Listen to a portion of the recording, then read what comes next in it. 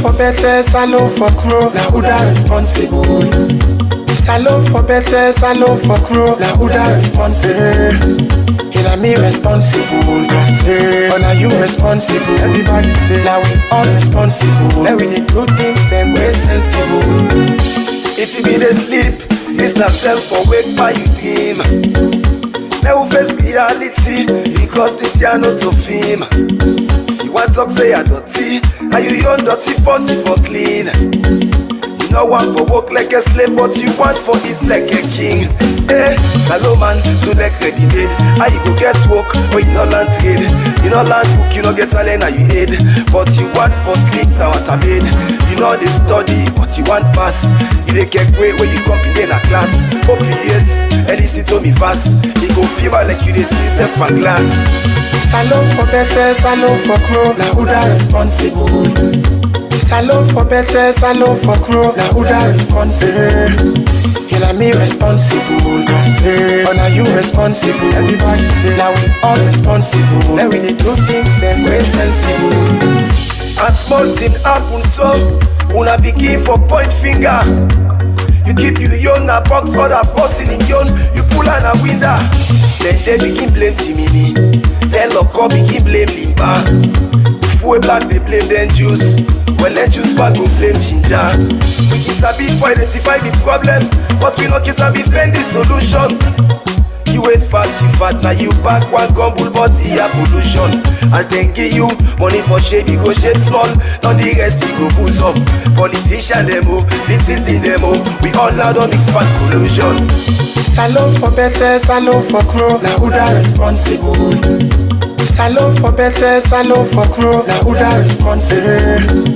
Now me responsible, I say. Oh, now you responsible. Everybody say, now we all responsible. Now we dey do things them way sensible. If we don't know how we come on, let we know how we dey go. If you no work for money, how you expect now for make it flow? If you know when they plant stress, how you want for make it go? Even the Bible tell you say, you go reap what you sow. All time you want make salon do for you, but you don't do for salon. You dey throw away dirty in the street, na the country where you dey bluff say now you own. You still dey invest your money overseas, but you dey talk say no place like home. All man just care about empathy, all man just care about his own.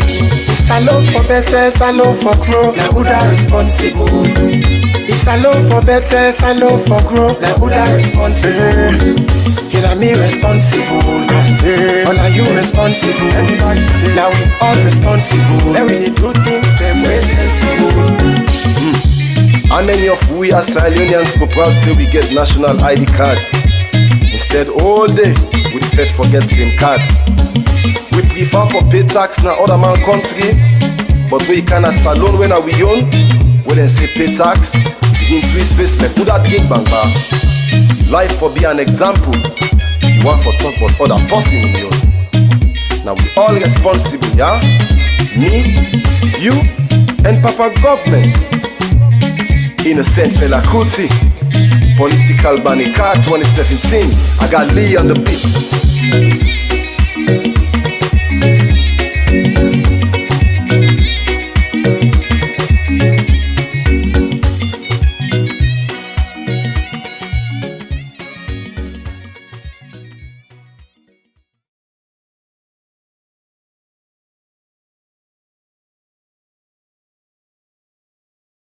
That informative video, and thanks for watching. As you all know, it's always a pleasure presenting to you some interesting but lesser known facts about the beautiful countries on the African continent. In this video, we're excited to present to you some lesser but known facts about the country of Sierra Leone. Officially the Republic of Sierra Leone, informally Salone, it's a country on the southwest coast of West Africa. It is bordered by Liberia to the southeast and Guinea to the northeast. Sierra Leone has a tropical climate with a diverse environment ranging from savanna to rainforests, and a total area of 71,740 square kilometers, and a population of 7.9 million people. The capital and largest city is Freetown. 16 ethnic groups inhabit Sierra Leone, each with its own language and customs. The two largest and most influential are the Timne and Mende. The Timne are predominantly found in the northwest of the country and the Mende in the southeast, comprising a small minority, about 2% of the Creole people, who are descendants of free African American and West Indian slaves. Used in schools and government administration, Creole, an English-based Creole, is the most widely spoken language across Sierra Leone. Spoken by 98% of the population, Creole unites all the ethnic groups in the country, especially in their trade and social interaction. If you're new here, welcome. Be sure to subscribe and turn on notifications so you don't miss any of our daily uploads. Sierra Leone is a Muslim majority country, 77%, with an influential Christian minority of 22%, and is regarded as one of the most religious tolerant countries in the world. Muslims and Christians collaborate and interact with each other very peacefully, and religious violence is very rare. The majority Christian and Muslim holidays are officially public holidays in the country, including Christmas, Easter, Eid al-Fitr, Eid al-Adha. The current president of Sierra Leone is Julius Maada Bio. Its currency is the leone. So without any further ado, here are 10 things you probably didn't know about Sierra Leone. Number 1. The national symbol of freedom is a tree. The cotton tree is a historic symbol in Freetown, the capital of Sierra Leone. According to tradition, former African American slaves landed on the shoreline and walked up to this giant tree and held a Thanksgiving service, praying and singing hymns to thank God for their deliverance to this free land. They settled here, the site of modern Freetown. The palm tree and the rice grain are also the national symbol par excellence. Immortalized in currency, song, and folklore, and valued for their central and staple contribution to everyday life. Different species of palms contributes to cooking oil, thatch roof, fermented wine, soap, fruits, and nuts. Number 2. The British sent free slaves here. Freetown is so named for a reason. Land bought from local Timne chiefs in the late 18th century became the home for resettled free slaves from Britain and North America, and of free captives taken off sea slave ships on the Atlantic after Britain passed the 1807 abolition of the Slave Trade Act. The island was the final point of departure for many West Africans who have been sold into slavery across the Americas. In 1787, the British sent 400 former slaves to settle in modern-day Freetown. Most of the settlers died though. And then in 1792, the British sent 1,200 former slaves living in Nova Scotia, Canada, to settle in Sierra Leone. In 1808, after the abolition of the British slave trade, the British sent more freed slaves to Sierra Leone after liberating them from illegal slave ships. Today, Sierra Leone is made up of descendants of these early settlers and the indigenous tribe of the Mende and Timne people. Number 3. Their history is built into a church. The pews and rafter in St. John's Maroon Church are recycled pieces of history, made from a ship that brought free Jamaican slaves from Nova Scotia, Canada. The church was built in 1820, making it one of Freetown's oldest churches. It still stands there as a reminder of their past and a beacon of hope to the length they have come despite all. Number 4.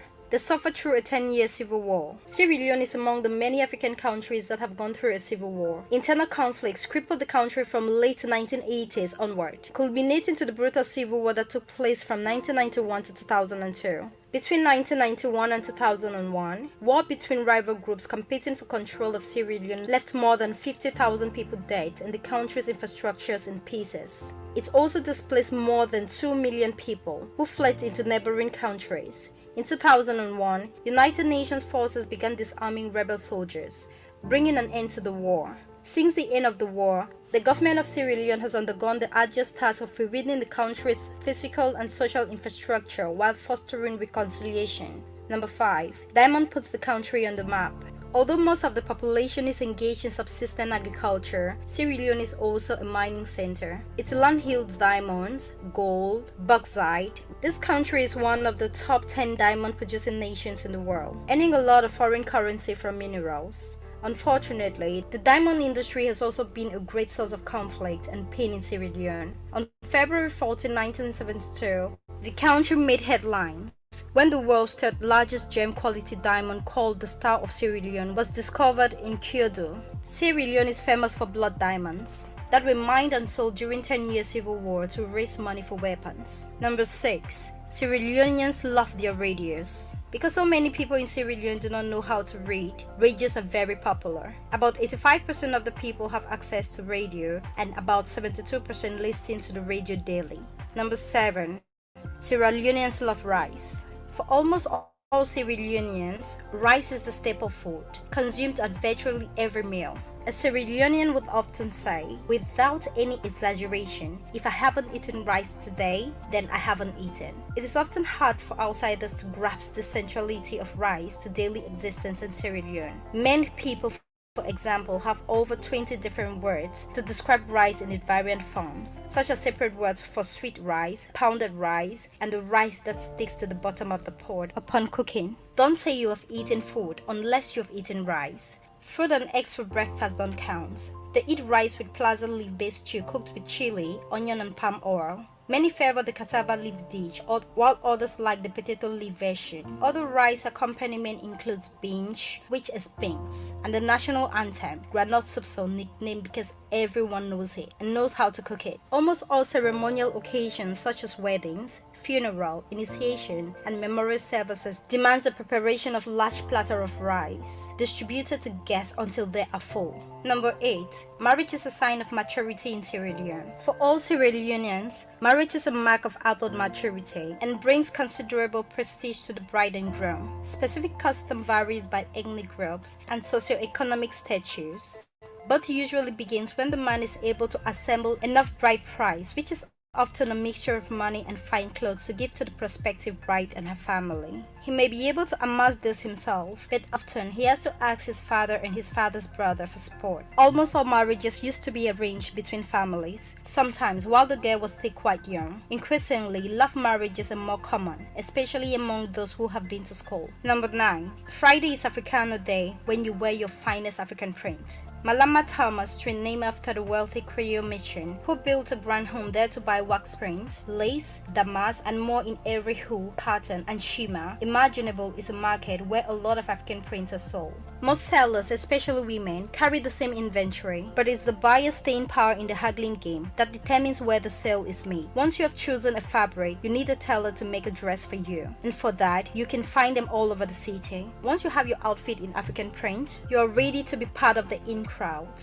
on what is known as Africaner's Friday, when almost everyone wears their finest African trait to work or to mosque. It is such a beautiful sight to behold, as all those fabrics in the glory of all its colors are seen in town. Number 10. Sierra Leone has the largest natural harbor in Africa. The country owes its name to the 15th century Portuguese explorer Pedro de Sintra, the first European to sight and map Freetown Harbor. The original Portuguese name Sierra Leone, Lion's Mountain, referred to a range of hills that surrounds the harbor. The capital Freetown commands one of the world's largest natural harbors, and it's also the largest natural harbor on the African continent. It is capable of receiving ocean-going vessels of all kinds. Port of Freetown, Sierra Leone has modernized its port facilities and made it one of the best on the African continent, and has long played an important economic role in the country. Since the end of the war, the government of Sierra Leone has undergone the arduous task of rebuilding the country back to its feet. So there you have it, explorers. Those were the top things you probably didn't know about Sierra Leone. We hope you learned a thing or two about the beautiful nation, Sierra Leone. Thanks for watching this video, and as usual, you can add more interesting facts about Sierra Leone that were not mentioned in this video, and the best comment will be pinned. Also, if you did enjoy the video, do well to give it a thumbs up, and do not forget to subscribe and share with your friends.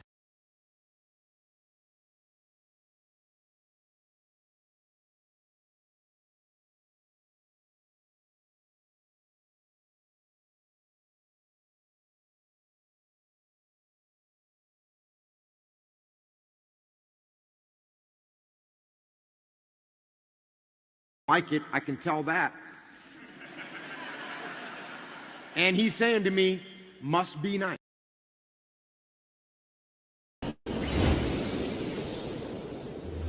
Hello, those explorers. Welcome back to another informative video, and thanks for watching. As you all know, it's always a pleasure presenting to you some interesting but lesser known facts about the beautiful countries on the African continent. In this video, we're excited to present to you some lesser but known facts about the country of Sierra Leone. Officially the Republic of Sierra Leone, informally Ceylon, it's a country on the southwest coast of West Africa. It is bordered by Liberia to the southeast and Guinea to the northeast. Sierra Leone has a tropical climate. We feature in the magazine and on the podcast every month a lot of amazing leaders, the top people in their fields who have studied or lived the lessons that they teach. And my interview guest today is the latter. Jocko Willink was our April cover figure, the April issue of Success. There it is.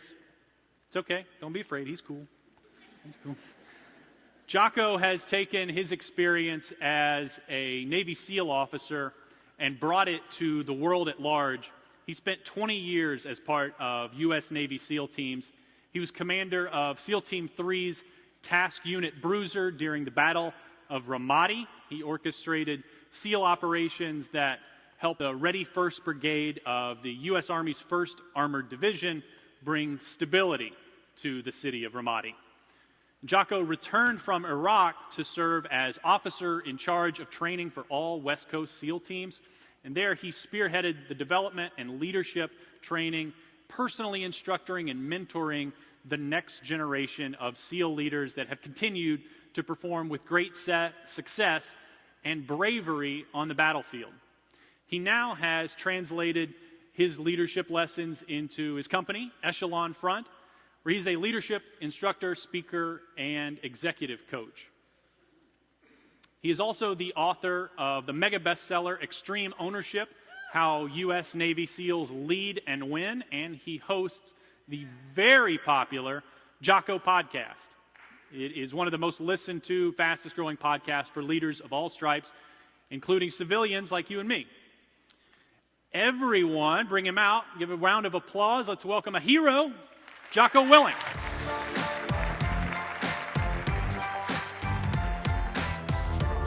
All right, Jocko. Thanks for being here. Thanks for having me out. Appreciate it. Our theme for the discussion today is one of the guiding tenets of your life. It happens to be the name of your new book, out October 17th, Discipline Equals Freedom, a field guide. So discipline equals freedom.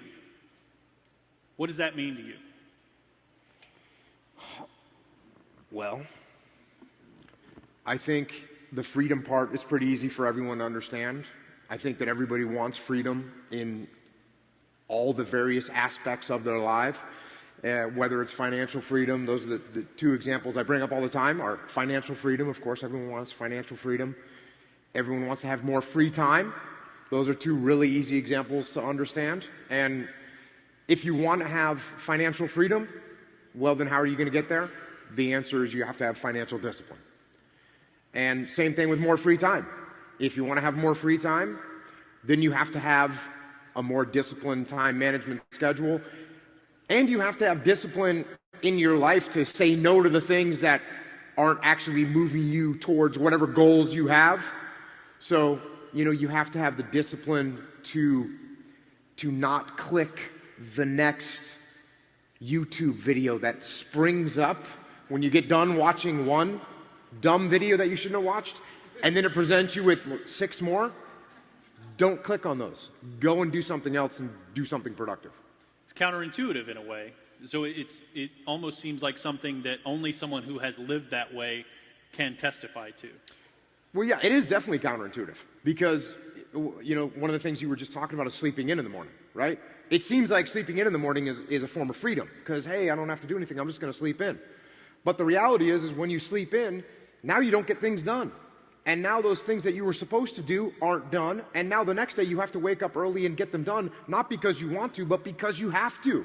So you've become a slave to the fact that you didn't have discipline. So if you actually want to have freedom in your life, you have to implement discipline on yourself. Before we get too far away from the theme, tell us about the book. It's a field guide. Yeah, it's Discipline Equals Freedom Field Manual. I'm sorry. It's okay. You'll be punished later. And so what it is honestly, there's not. I've never seen a book like this. It's written in a way that's not normal prose writing. It's broken down into sections, 2 major sections. One of them is called thought, and the other one is called action. And so the thought section is kind of the things that I think about and the reasons and the kind of the why I am the way I am. And then the actions are the actual things that I do in my life, from workouts to what I eat, to how I sleep, to how I recover from injuries, to how I actually manage my day and train. So that's the way it's broken up. And like I said, it's different from any book that I've ever seen. So it'll be interesting what the public thinks of it. We'll find out shortly. So Possibly. I know you heard the woos and the oorahs. There are some people here who know you. For anyone who doesn't, let's talk about your background a little bit. What drove you to enlist in the SEALs as a teenager? You know, I was one of those kids that I was running around the woods, taking every stick I could find and pretending it was a machine gun. And at some point, you know, probably around the age of 7 or 8, I realized that you could actually go and have a job where they'd give you a real machine gun. And I said to myself, I can get paid for this. So eventually figured out what the SEAL teams were. I liked being in the water, and the SEAL teams were obviously the maritime component of special operations, and so it seemed like the place to go, and that's where I ended up. It's a major commitment for anyone, but as an 18-year-old or a 19-year-old, and this is when people make this commitment, do they have any idea what's really in store for them? Did you? I honestly thought I would be dead in 5 years once I got in there. That's literally what I thought. I thought SEALs were just all over the world fighting in all these wars, and I was going to go and do that too, and I was ready to rock and roll. So you've told me before that one of your favorite things about being a SEAL was the training, when you were going through it yourself, and the physical and tactical work that goes into becoming a SEAL. What was it that you loved about that so much? Well, you know, a lot of times when people think of the training in the SEAL teams, they think of the training that you see on TV, which is, you know, the guys carrying the boats on their head and carrying the logs around, and that's what a lot of people talk about. But that actually is just the beginning of your career. And when you're in the SEAL teams, no one actually talks about that, and no one actually cares, because all of us have been through it. And you don't actually learn anything about being a SEAL in that initial phase of training. And so, yeah, you go through that training, a bunch of people quit, that's cool. But what I really liked about it was the tactics of when you're actually a commando and you're maneuvering elements on the battlefield and you're closing with and destroying the enemy, or you're training to be able to do that. That's a fantastic job. It's fun, it changes all the time, it's dynamic, and yeah, it's really hard to find a replacement for that in the civilian sector. You learned a lot of these guiding principles that have shaped your life ever since as an 18 or 19-year-old. Did you need them after your upbringing, your teenage years? Were you reckless or unruly? Did you need the discipline? Yes, one could say I was fairly unruly as a kid. Yeah, I was a little bit of a maniac of a kid. And that's one thing that was great about the military for me, was it's a clean slate, number one, and then they give you very specific, okay, this is what you need to do to succeed. And so you show up a SEAL team and they say, you got to learn about this radio, and here's what you need to know about it. And if you know that, you're going to be successful in that department. And here's what you got to know about this weapon. And if you learn that, then you'll be successful. And that's a great base to start from. And then eventually, what you really learn in the SEAL teams is that what you have to do is you have to be able to think. You have to be able to problem solve, and you have to be able to look at complex problems, simplify them, and then implement solutions to them. And that's what comes a little later once you have that base. But it's a little bit different from what people think, because a lot of times people think that the military everything is super rigid and structured, and that all you're doing is getting orders from above you in the chain of command and you're executing those orders. Well, that's actually not true at all. And what you're really doing in the military is you're looking at complex problems on the battlefield, and you're coming up with a solution with your team on how to get those problems solved. And that's why I think that part of the military, even though it's not well known, it does translate great into the civilian sector, because this is what business people, and now obviously I work with businesses all the time, and that's what the businesses are doing. They're looking at these problems that they have in whatever industry they're in, and they're trying to find out solutions so they can execute them quickly and efficiently. But by the way, it is hard, if anyone has any doubts about that. And there were, as you mentioned, people would quit. And you've told me before, that was one of your favorite things of going through the training, is seeing people who didn't have it in them to keep going. Why did that motivate you, or why did you like that? Mainly it was just really funny. So you'd get these guys that were, a lot of the guys that would quit were guys that were running around thinking that they were super tough and acting like they were super tough. And you know, that's just not the case always. And so it was really interesting, I guess, to see people break down, and you'd see someone that was acting like a real tough guy, and after they'd been through, you know, a few days without sleep and a bunch of hard exercises, all of a sudden they're ringing the bell. And me, I was never a great athlete. I was never a superstar at any sport, but I wasn't going to quit. And so I guess that's why I had a little inner satisfaction watching guys that would just give up. It's kind of sad in some ways too. In a way, you just, as you describe it, it sounds like authenticity and you know, being able to show or express what you don't know, or maybe some small form of weakness, and I have to get better. An acknowledgement that you have to get better can keep you going and keep you from breaking. Yeah, I mean, you definitely have to be humble. And when you show up in the SEAL teams, and when I showed up in the SEAL teams as a new guy, like I said, even though I'd been through this tough training, you better be humble when you show up at the SEAL teams, because you don't know anything. And if you think you know something, you find out really quickly that you don't. And so it's actually easy, because if you're humble and you have an open mind and you're willing to listen, the guys are willing to teach you. And it's fundamental things that you can learn pretty quickly. But anybody that comes in that's arrogant, that thinks they know everything, they're going to have problems. And again, that's the same thing you see in the business world. When we work with companies where the company that is actually asking us to come in, and you know, maybe the CEO is saying, hey, we want you to come and help us, that company, they're already doing well. They're already being successful, and their attitude is, hey, we need help, we want to get better, we want to be more successful. And those companies, they ramp up really quickly, and we have a great time working with them. Sometimes we work with companies where, let's say we get brought in by the board, brings us in because the company's not doing well. Well, right off the bat, the company's not doing well, and they don't think they need any help. And so it's the opposite effect. They're saying, well, we don't need any help. We don't need you guys here. And the fact of the matter is, they need us more than the other folks do.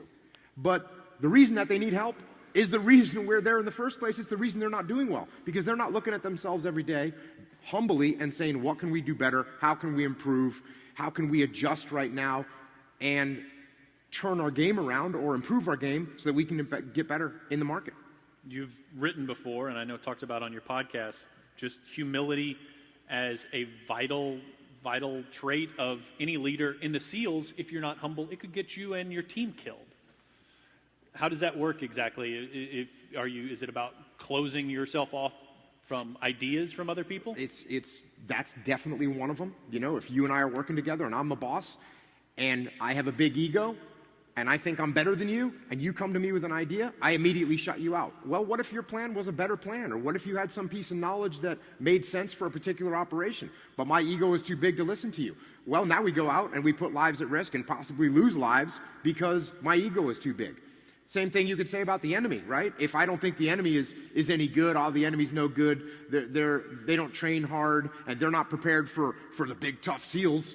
Well, if you have that attitude, guess what? Maybe those guys are training harder. And if you start cutting corners in your training, you're going to get caught. And obviously, it's the same thing in the business world. When a company's doing well, if the company stays humble while they're doing well, they're still looking for how they can improve. They're still looking for things that they can do better. And they will stay on top. But the minute a company says, that's right, we're the best, and no one else even stands a chance, well, guess what? Those people down there on the bottom, they're hungry, and they're going to come and get them. So you didn't start out as a leader. You worked your way up through the ranks, and you learned from people and experiences. Who or what shaped you? Well, I was really lucky. Again, it's a great environment to grow up in. You know, from a kid, basically, seeing and being in SEAL platoons with varied types of leadership. And I was very lucky that I saw really outstanding leaders, and I saw some leaders that weren't outstanding at all, far from it. And you can learn from both. And I learned from both, you know, and even as a young kid, I wouldn't put it together 100%, but I'd say, man, that guy does something that makes us all want to do a good job for him. I want to act like that guy. And this guy over here, he makes us all mad, and we don't even want to come to work and work for him. I'm not going to act like him. And eventually, I kind of figured out what those traits were that they had, and actually humility being one of the most important ones that I noticed with the people we wanted to work for and I wanted to do a good job for. Those guys are the most humble people. And ironically, always the most experienced too. So the most experienced people would be the most humble, and the least experienced people would be the least humble and be the most imposing of how they wanted to do things, which is not a good way to lead. What are some of the experiences that shaped the leadership philosophies you had developed? Well, it was my whole career, but really the solidification of what I talk about now and what I wrote about with my brother Leif Babin, who's another SEAL that served with me in the Battle of Ramadi. What we talk about now is those lessons that we learned throughout our career that were solidified in the Battle of Ramadi and certified, battle-tested, and really, I say it all the time, combat is the harshest of teachers, and it teaches lessons that you're not going to forget, and that's true. And so the lessons that we brought home from Ramadi, it's the same thing that I taught when I was teaching the young SEAL officers how to lead on the battlefield is literally the exact same thing that's in the book Extreme Ownership, and it's the same thing we teach to companies when we're out working with them. So let's talk about the ways that discipline governs your life today. You're obviously in incredible physical shape. You have a strict diet and exercise regimens that you stick to. What are some other musts for you on a daily basis to make sure that you're getting the most out of yourself? I mean, fundamentally, and this is so easy and so hard. People say, how can I get discipline in my life? And I tell them, step number one is wake up early. And I know people don't want to do it. It's harsh. I know that your alarm clock is, your most hated object in your bedroom. I get that. But here's the deal with getting up early in the morning. When you get up early in the morning, if you can get before the rest of the world is awake, right? Before the enemy's awake, before the rest of the world is awake, you can get so much done. You're so much more productive without your phone going off, without people sending you emails and texting you or calling you. And you wake up in the morning, there's just quiet, and you can get things done. And you should do things, and I do things in the morning that I know they're a priority for my life, but maybe they're not a priority for that day, right? So, like for instance, working out. You got to work out every day. You got to stay in shape. If you don't stay in shape, you die, right? So you got to stay in shape. But working out might not be a priority for every single day because you've got things going on in your business world and with your family and all that. So guess what? It's a priority for my life, so I do it in the morning before my day even starts. So I can still handle the priorities for the day, but I got my workout done. So long term, I look up in a year and I'm not out of shape and breathing hard when I go up in the stairs because I maintain that discipline on a daily basis. So I think getting up early, I think doing some kind of exercise every day, I don't care what it is. You just have to do something. You have to do something physical. It's scientifically proven with not only bro science, but also real science that waking up early or that doing physical exercise every day, it tunes your mind, it puts more oxygen in your blood, in your brain.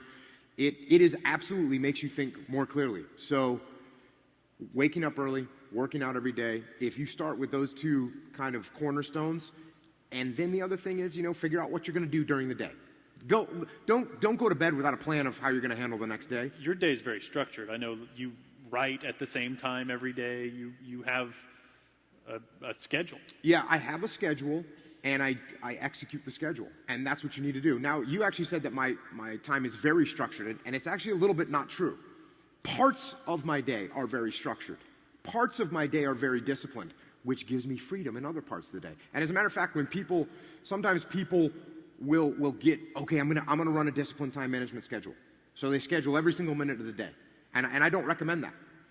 Just like I wouldn't recommend conducting a SEAL operation where your timeline is so tight that there's no room for error, because that's not a possibility. You're gonna have errors, things are gonna go wrong, vehicles are gonna break, boats are gonna break, people are gonna get lost, you're gonna take a wrong turn, and so you're gonna need extra time. And it's the same thing with your day. If you schedule, 16 hours of your day, you're not going to hit all your targets. But if you look at your work day and you've got an 8-hour work day where you're going to be in your office and you schedule 4 or 5 of those hours and you have 3 hours that you're going to fill in and you're going to put important things into those as they come up, that is a much better way to be successful with running a time management on your life. And so I only schedule hardcore like 4 hours a day. The other hours, I'm picking up, I'm getting phone calls, I'm adapting and maneuvering on other things that need to be executed on. But what is important? Those 4 hours, they get done. They get done. And that's the difference between finishing writing a book and not finishing writing a book. Because, you know, when I write a book, I write 1,000 words a day. It takes me about an hour. That's what I do. I write 1,000 words a day.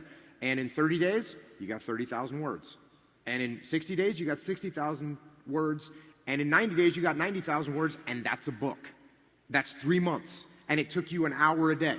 And that's exactly what I did with the books that I've written. And it's the same thing with physical fitness. You don't get in amazing shape in you know, this short amount of time. But you get in amazing shape in a short amount of time, day after day after day after day. And that's where discipline comes in on both those subjects. Waking up thing is pretty unpopular. Yeah, no one likes that. That's okay. Keep sleeping in. That's fine. You wake up earlier, you have to go to bed earlier. There are fun things that happen at 11. Yeah, and that is true. And I guess I'm genetically what's called a short sleeper, and people have sent me all these articles about it because I don't sleep a lot. And I'm not advocating because it's unhealthy to not sleep enough, you know, and if you need 8 hours, go to bed earlier. But, you know, and I'm not saying you need to wake up at 4 o'clock in the morning, but I am saying this. You know when you are guilty of wasting time and laying in bed and you're being lazy. You know it. Whether that was 7 o'clock in the morning or 6 o'clock in the morning, you know it. And the other thing that we do is, if you want to wake up early in the morning, go to bed earlier. Well, that's real simple to say, but it's hard to do. It's hard to do, number one, when you're looking at your phone. It's hard to do when you're staring at your computer screen. It's hard to do when you're watching TV. Those things are meant, they're designed to make you keep looking at them. And so you do. So what you need to do is turn those things off and try and go to bed. Now, the first night, you're going to have a hard time going to sleep. What you do is the next morning, you wake up early anyways. That first night, you only got 5 hours worth of sleep, and now you're tired throughout the day. Good.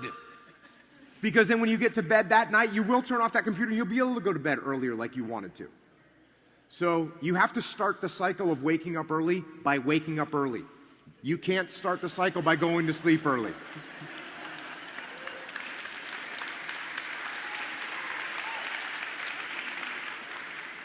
See, now they're clapping about it. I like it. We're making progress. You've turned them. You are a family man, too. Does discipline play a role in making sure that you are being everything that you need to be for your wife and kids? Well, again, you have to carve out time for your family. And you have to, you know, another huge thing I talk about is balance, right? You have to have balance. And if you get out of balance in one direction or the other, and the classic example, because I'll have some people that say, you know, I'm just not spending enough time with my family and I'm working too much, and so I'm just going to focus on my family. Okay. Well, let's follow that to the end. What happens is you focus on your family, and now you're not performing well at your job, and now maybe you're not getting promoted and you're not making more money, or maybe you're even getting fired, or you're not doing as well financially, so you can't provide the financial security for your family, which is actually going to cause more stress and will impact negatively your family. So if you focus too much on your family, you're actually doing them a disservice. And I know that's hard to understand. The same thing in the other direction. Hey, I'm going to take care of my family. My family's my number one priority, so I got to get them financially secured. So I'm going to focus on my work and focus on my work and focus on my work. And we know what happens there. So what you have to do is balance. And if you get drawn too much to where you're working all the time and you disregard your family, you're going to lose your family. And then if you go the other direction, you're focused on your job too much, or you focus on your family too much, you're going to lose your job. And by the way, you're going to end up losing your family anyways. So you've got to find the balance. You've got to look at that every single day. You've got to know when to shut off your phone. And, you know, that's a hard one for all of us because we're all expecting the big call to come in. Of course it's going to come during dinner with my family, so I have to look at my phone right now. No. There's no one that's calling you that you need to talk to in the next 45 minutes while you're sitting with your family. It's not going to happen. Go recharge your phone.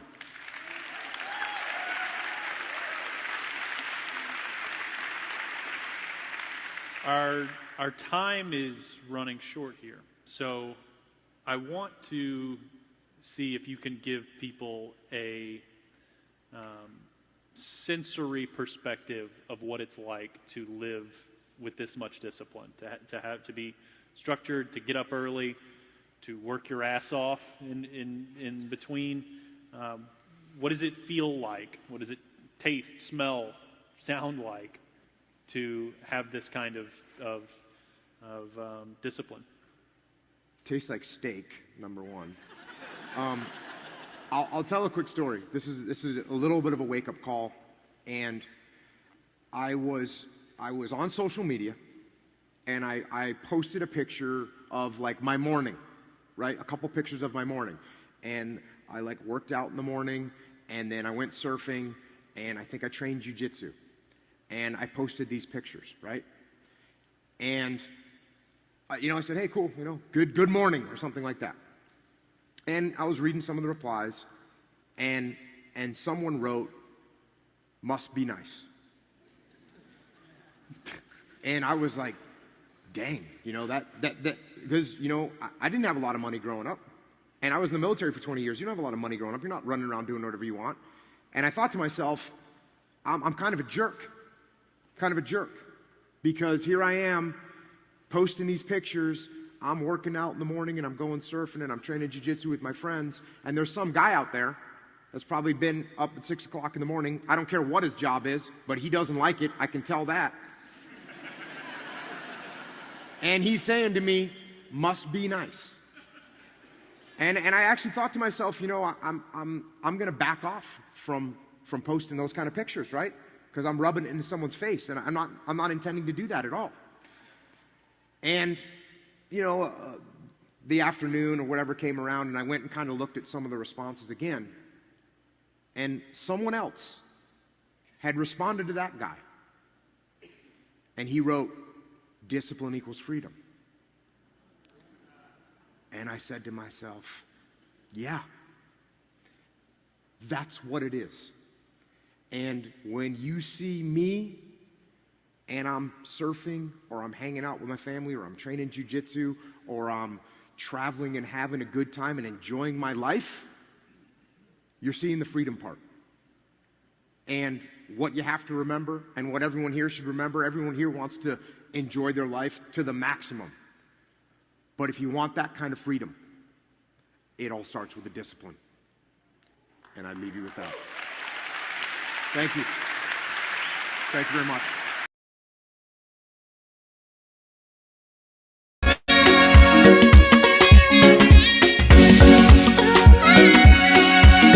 Young Leaf on the beats. Salon for better, salon for crow, now who that responsible?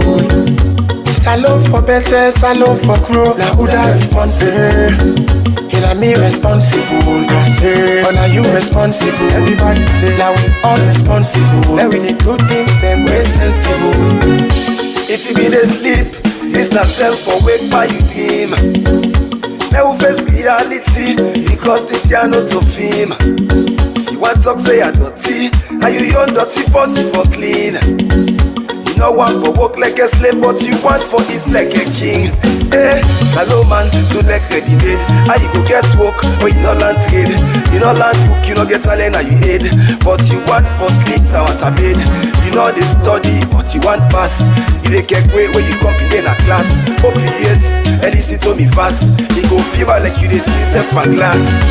Salon for better, salon for crow, now who that responsible? Salon for better, salon for crow, now who that responsible? Here me responsible, I say, oh now you responsible. Everybody say, now we all responsible. Now we dey do things them way sensible. A small thing happen so, una begin for point finger. You keep you young, a box for the porcelain young. You pull on a window, then they begin blame Timini. Then lock up begin blame Limba. Full black they blame then juice. Well then juice one go blame ginger. We can sabi for identify the problem, but we no can sabi find the solution. You ain't fat, you fat, now you back one gumble, but here pollution. As they give you money for shape, you go shape small. On the rest, you go boost up. Politician demo, citizen demo. We all now don't mix bad collusion. Salon for better, salon for crow, now who that responsible? Salon for better, salon for crow. Now who that responsible? Now me responsible, I say. Oh, now you responsible. Everybody say now we all responsible. Now we dey do things them way sensible.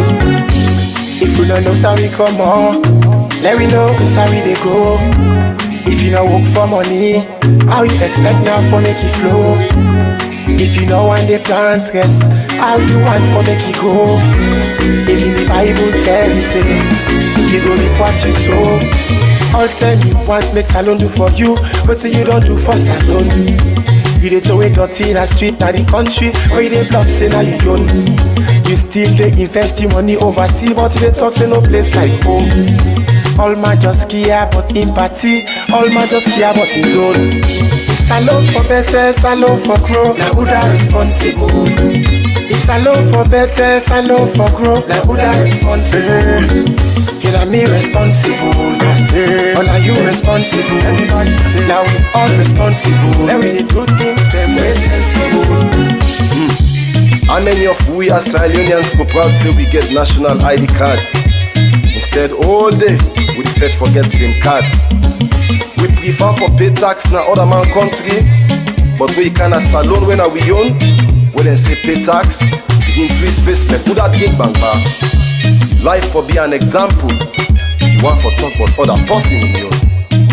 Now we all responsible, yeah? Me, you, and Papa government. Innocent fella Kuti, political banny car 2017. I got Lee on the beat.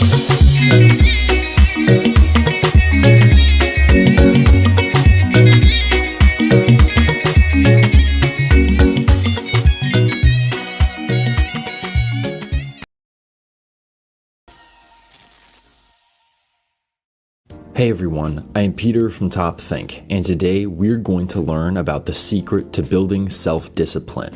Now, let's begin. When you think about people with exceptional self-discipline, you probably picture martial artists and professional athletes, people who have practiced the same thing for years until they've completely mastered it. But self-discipline is about more than just training and competition. In fact, many of the most disciplined individuals are just regular people who have gradually developed enough self-control to accomplish their goals. Whether you want to start your own company, lose weight, or just stop watching so much TV, self-discipline is an incredibly useful skill that keeps you motivated, clear-headed, and focused on your objective. But what exactly is the secret to building self-discipline? Despite what you might have seen in movies, you don't have to meditate on a mountaintop or wax an old man's car a dozen times. These kinds of extremes, while entertaining, don't actually work because time and consistency are essential for anyone hoping to live a more disciplined life. So, the real key to developing self-discipline is moderation. Doing something in moderation means having the power to stop yourself when you've had enough. If you want to have a more controlled diet or reduce the time you spend playing video games, you shouldn't try to suddenly make extreme changes to your lifestyle. Instead, focus on moderating your behavior, reducing your bad habits little by little to develop the kind of self-discipline that will last a lifetime. So how do you put all of this into practice? Here are 7 strategies you can use to master self-discipline. Number 1. Find your weaknesses. No matter what kind of bad habits you have, the first and most important step toward becoming a more disciplined person is identifying and accepting your weaknesses. The simple truth is that everyone in the world has a weakness for something, whether it's eating junk food, drinking too much coffee, or spending money you don't have. While some weaknesses are more destructive than others, building self-discipline isn't about getting rid of those weaknesses, but learning how to control them.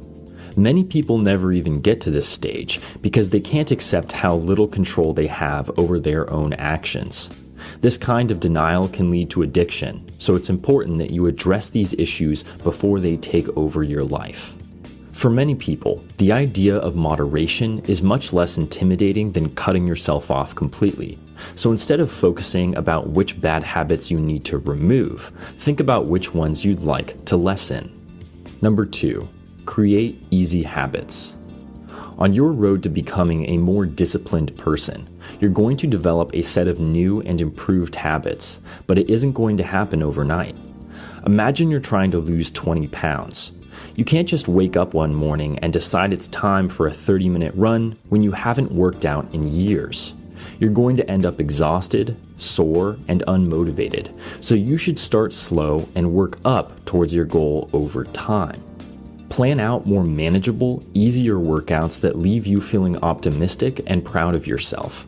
Remember that the goal isn't to lose all the weight in one day, but to create healthier habits that you genuinely enjoy doing, even after you've reached your ultimate goal. Number 3, use rewards. Positive reinforcement is a great way to make sure that your new habits stick around, so don't be afraid to reward yourself for improving. In the same way that you give a dog a treat when they sit, people are more likely to behave a certain way when they know there's a reward on the line. Rewards will also motivate them to work harder by giving them something positive to look forward to. This is especially useful for people who are having a hard time getting their new habits started because they haven't developed enough self-discipline to push through the beginning stages. Say you want to cut out sugary foods from your diet, but are struggling to keep it up. By using a reward system, you can focus all of your attention on the cookie or brownie that's waiting for you at the end of the day, making it easier to avoid breaking your diet otherwise. This way, you are always in control of your habits and impulses instead of letting them control you. Number 4, personal standards. Disciplined people often motivate themselves to keep pushing by strictly adhering to a set of standards for their own life. Standards are basically personal limits, which lay out the absolute minimum that you're willing to accept for yourself. But these kinds of boundaries only work if you are willing to hold yourself accountable when you break them. This is where most people struggle, because they end up setting really high standards that are impossible to meet consistently. It's important to remember that standards and goals are not the same thing. While goals are things you work and reach for over time, you should realistically be able to meet your standards every single day. Writers, for example, might aim to write 3,000 words a day, but have a standard of only 2,000. Why are personal standards so useful? Most people tend to have an all-or-nothing approach to their goals. Either they can get it done immediately or just give up. So, by setting standards, you give yourself a reason to keep working even when you aren't actually able to achieve your goal. Number 5, look ahead. After you've identified what your weaknesses are, it's important that you realize when you're putting yourself in dangerous situations. Imagine you're trying to limit how much fast food you eat. You used to eat a burger and fries for lunch every day, but have decided to switch over to salads. So would it be a good idea to eat your salad inside a McDonald's? My point is that you should recognize situations where your weaknesses might get the best of you and avoid them. If you want to stop getting distracted by your phone at work, for example, turn it onto airplane mode at the beginning of the day or leave your phone in your bag to make sure you couldn't get distracted even if you wanted to. Of course, there are certain times when it's impossible to avoid your weaknesses, so make it easier on yourself by planning ahead. Figure out what you're going to do to avoid falling back into old habits and find a way to reward yourself for resisting the temptation. This kind of planning not only helps you stay on track, but also gives you a sense of control over your life. Number 6, set alarms. Time is a slippery slope when it comes to bad habits. If you tend to watch too much TV, play too many video games, or waste hours on social media, you know how easy it is to justify spending a few more minutes to complete a mission or watch the rest of an episode. But a few minutes can easily turn into a few hours, and before you know it, you've used up the whole night. So how can you use moderation to make sure this doesn't keep happening? Most people tend to focus on removing the TV and video games, getting rid of them even though they weren't the problem in the first place. The real problem is how much time you spend on them. In other words, you can keep playing the games you love as long as you stay within a set time limit. Next time you start up any game, set an alarm for 1 hour and make sure you turn the volume all the way up. The goal here is to force yourself to physically acknowledge when you've hit your limit and stop there. If you want to take it one step further, put your alarm across the room so that you have to put the controller down and stand up to turn it off. That short walk across the room gives you the chance to reset and consider your priorities instead of mindlessly playing for another hour. Number 7, make adjustments. Every person's path towards developing self-discipline is unique. Sure, there are a lot of very specific plans out there which have worked wonders for other people, but that doesn't necessarily mean they'll do the same things for you. Elon Musk might have developed self-discipline and boosted his productivity by planning every moment of every day, but other just as successful people might find this approach suffocating and unproductive. So instead of just copying what your favorite celebrity is doing, you should build a routine that is designed for your individual goals, strengths, and weaknesses. If you know you're significantly more energetic at night, don't force yourself to work out first thing in the morning just because other disciplined people prefer it that way.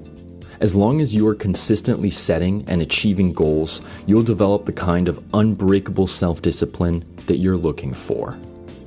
Thank you for watching Top Think, and be sure to subscribe because more incredible content is on the way.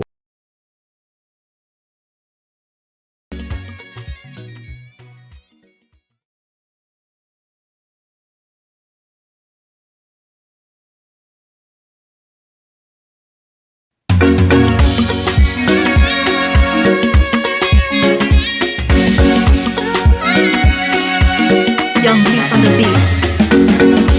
Salon for better, salon for crow, now who that responsible? Salon for better, salon for crow, now who that responsible? Here me responsible, I say, oh now you responsible. Everybody say, now we all responsible. Now we dey do things them way sensible. If you be the sleep, it's not self for wake by you dream. Now face reality, because this year not to film. If you want talk say I dirty, and you young dirty force you for clean. You know want for work like a slave, but you want for it like a king. Hey, Salomon, so like ready made. How you go get work when you no land trade? You no land book, you no get talent and you aid. But you want for sleep now as a bed. You know they study, but you want pass. You dey get way where you come in a class. Hope yes, and listen to me fast. You go fever like you dey see yourself on glass. Salon for better, salon for crow, now who that responsible? Salon for better, salon for crow, now who that responsible? Here me responsible, I say, oh now you responsible. Everybody say, now we all responsible. Now we dey do things them way sensible. A small thing happen so, una begin for point finger. You keep you young, a box other person in young. You pull on a window, then they begin blame Timini. Then lock up begin blame Limba. Before back they blame then juice. Well then juice back go blame ginger. We can sabi for identify the problem, but we no can sabi find the solution. You ain't fat, you fat, now you back one gumble, but here pollution. As they give you money for shape, you go shape small. None the rest you go boost up. Politician demo, citizen demo. We all now don't mix fat collusion. Salon for better, salon for crow, now who that responsible? Salon for better, salon for crow, now who that responsible? Here me responsible, I say, oh now you responsible. Everybody say, now we all responsible. Now we dey do things them way sensible. If we don't know how we come on, let we know how we dey go. If you don't work for money, how you expect now for make it flow? If you know when they plant stress, how you want for make it go? Even the Bible tell you say, you go reap what you sow. All time you want make salon do for you, but say you don't do for salon. You dey throw away dirty in the street, now the country where you dey bluff say now you young. You still dey invest your money overseas, but you dey talk say no place like home. All man just care but empathy, all man just care about his own. Salon for better, salon for crow, now who that responsible? If salon for better, salon for grow, now who that responsible? Here me responsible, I say. Oh, now you responsible. Everybody say. Now we all responsible. Then we dey do things them way sensible. How many of we as Sierra Leoneans go proud say we get national ID card? Instead, all day we fed forget green card. We prefer for pay tax na other man country, but we can as alone when we own. When they say pay tax, begin twist face like who that gig bang bang. Life for be an example. You want for talk about other person in you. Now we all responsible, yeah? Me, you, and Papa government. Innocent fella Kuti, political banning. Gali on the beat.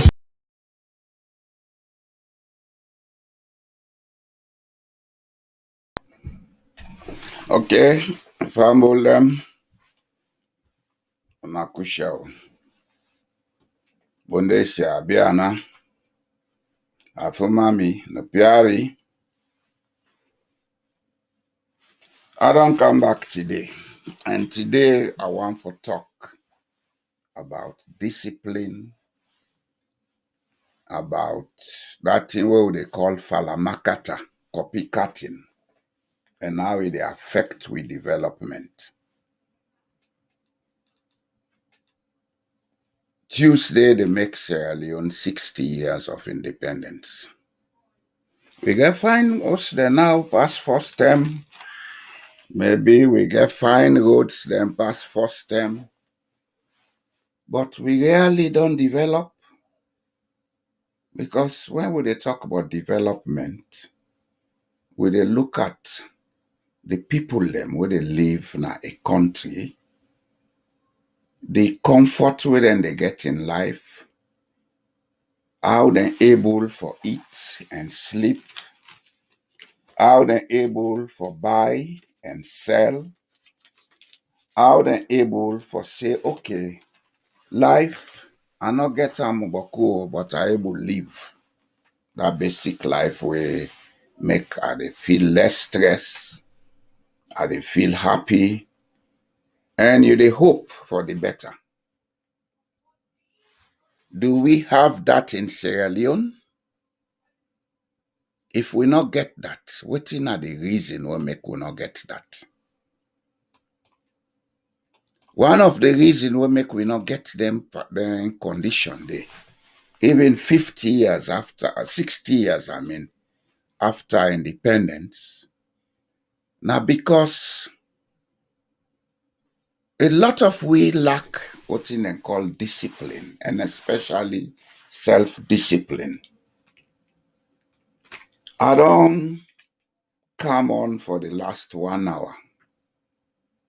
I do am willfully because I be want for play certain video clips them, for make people then listen them and get some idea about what in a plan for talk today. We country dey in a bad shape. We country dey in a bad state. Anybody we no get the mind for say that, you na big hypocrite. Sierra Leone is not a stable country.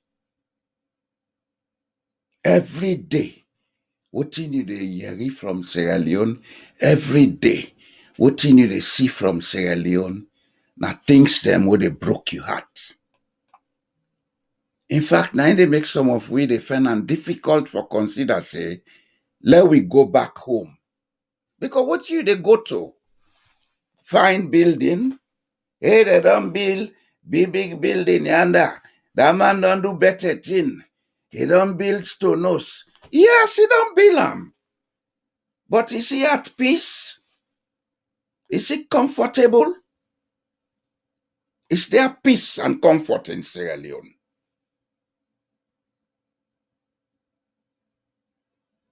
Is there any feeling of security in Sierra Leone? We may have everything. If you have everything in life, you not get inner peace, you not get security, a sense of security, then you not get nothing. Because you live a life full of stress. And if we look at the demographics of life, births and deaths today, you would observe that a lot of people die in their middle ages. Why? Because of stress. Stress or social diseases. What are then social diseases? Yeah, heart complaint, diabetes, etc. Also, would they get them disease here from? Now, because of the same fact that we lack discipline. We lack discipline as individuals. The society itself lack discipline. All the problems come out from that. And in life, you can get all the education we want. You can get all the university degrees where you want. But if you not get self-discipline, if you're not able moderate yourself for know what in now your weaknesses and say, let me control these things, you are going to be in deep trouble. And this is exactly what in the happen to our country. We get all the resources. We get all the potentials. Sierra Leone can be the richest country on earth. I make that comment there on Facebook. Somebody they ask me, say, what do you mean? That's not the topic today. I'm not going to go into that. But me know as a geographer and somebody we train in human resource management and development issues, I know say Sierra Leone, if we discipline we self, if we look at we self and say we have to help each other and use that discipline for develop the country, Sierra Leone will be a place who say investors then they run for go. Sierra Leone will be a place who say nobody no go day without employment. And that means say if everybody get a skill where they earn basic minimum of $1,000 per month, that means everybody they contribute, let us say, a basic minimum of $250 per month into taxes. And then taxation they go make our economy grow. The public finance go grow. It go grow between 15 and $25 billion per annum. That means we not get for go trust to nobody. Sometimes now go they do good to other country. But why can't we do this? Discipline. Discipline. Everybody talks. Whoa, whoa, whoa, whoa, whoa, whoa, whoa. But are we asking ourselves what is wrong? Are we looking at what is wrong? It's lack of discipline. Even in the area of politics, we see a lot of indiscipline, both in the government and those in the opposition. A lot of things they do, if you consider them, you would ask, why do they have to do this? Why do I have to abuse the Constitution? What will that benefit me at the end of the day? Why do I have to condemn what one man wants to do and come back to say, I'm going to do it, but it's going to be this and that and that? That's lack of discipline, lack of self-discipline. That's lack of discipline. So if we talk about discipline, if we talk about development, development is a very painful process. It's not an easy process. You don't go to a pastor or an imam or a juju man, then go pray for you or do whatever mistakes you feel and get development.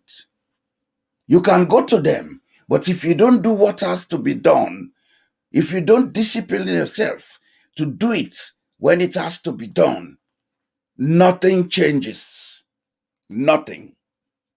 Believe that.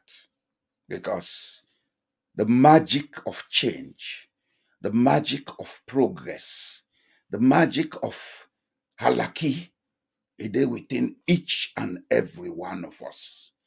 And until we recognize that fact and begin ensure say, we discipline ourselves for do things on a systematic and persistent basis, we're going to bring about a sequence and a culture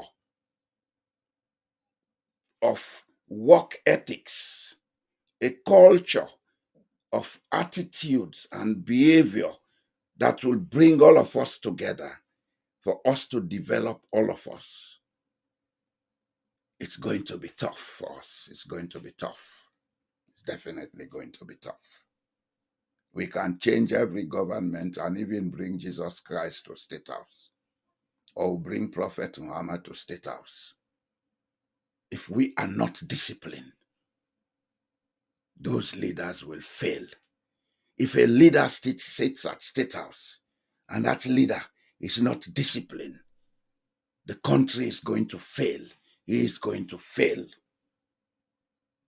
This is the hard truth, and it's something we have to begin to reckon with. It's something we therefore begin listen to and try to make effort. Now we begin examine what in a discipline. Discipline, a way you deny yourself something where maybe you see I'm like comfort. You see I'm like entertainment. You see I'm like the good things of in life. When you deny yourself that and say, no, this, not to say I no want more, but not to the term this war for use them, la wait first. Or la wait this day. Like for example, if you dey drink, you say okay, but during the week I not dey drink. Weekend, Saturday, Friday, Saturday, maybe I go drink, but la not drink again back. We go make I no able go work Monday. Then you have started self-discipline. If then give you job for do, you know say this job, the money we involve there, now the only money we go make that thing they work, use the money for the job. When you do that, the next thing what they happen is you dey build trust. And when you build trust, then go come back to you for the other job. And maybe the while they come back, tell and say, but that job what I been do today, I not be make profit. Oh. So do I add this day, let it be me on. That's self-discipline. When they put you in an office or they elect you to go do a job, when you reach there, all what you be don't say, you go do. If you're not able to do all self, but let people then see say, you don't dey do some of them. That's where discipline comes in. And the discipline, in that case, not come only with one person. It come with the collective, the group. If you say, now we dey na power, nya ble sia, sabe, saba. Do it as you have said. If una be don't promise say, when una come, una go give free education, the first thing una get for look at now, how we go able to provide this education, how we go able to sustain them. If una dey, una start, una make the people they understand, say, okay, this free education, we begin and go school without school fee, but we need for equip the schools, we need for provide materials for the schools, we need for pay the teachers, we need other things than for run the schools. So we need money But we want let the pikin and go without hassle. So what you go do? Bring them to the masses. Let them say, okay, we will contribute this, we'll contribute that, but we don't pay school fees. And let us make sure say, this still they contribute, we use them for education. If you do that, then it's discipline. And this example why you saw from 1958, about 3 years before Sierra Leone got independence, the Kingdom of Norway then take that decision, say, from today, nobody not for pay school fee, whether in a public school or private school, nobody not they pay school fee. The government gets an institution where they set for that, where then they fund that institution. Any cause where you want to do in this country, you only need for get admission. If they admit you, automatically you qualify for assistance from that institution. But inside that institution, they pull money. Then call the institution loaner casting. Loaner means loan. Casting, where you say like a bank or cash box. You they go, then give you the money. You go to school, they pay school fee up to university, up to PhD or whatever level, they pay school fee. Everything is paid for. But if you take any money beyond the normal, then get two sets of money, then get you out and call bursary or stipend, where then they give, but then they not enough. They don't pay school fee, then they only give something for make you able to live. If you want more money for spend, you go find weekend work there, they work. They do part-time job. And that institution they from where they set up, 30 days, they never get scandal day.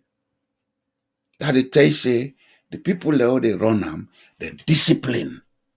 But we not Sierra Leone, you go see man they pass with comfort of back. Tomorrow morning, then put on an office. The first day they see a girl gold watch, gold chain. The first time them get one gold spectacle where they call nylon, he get on in face. Now they get ribbon, they buy ribbon, put on in face. In the next 3 months, he say that man don't buy taxi. They get taxi now, they run for him. They say, yeah, outside they don't put you so, not forget yourself. Oh. Who is fooling who in Sierra Leone? Where people and they behave that way. It is sure we say we lack discipline. We lack discipline.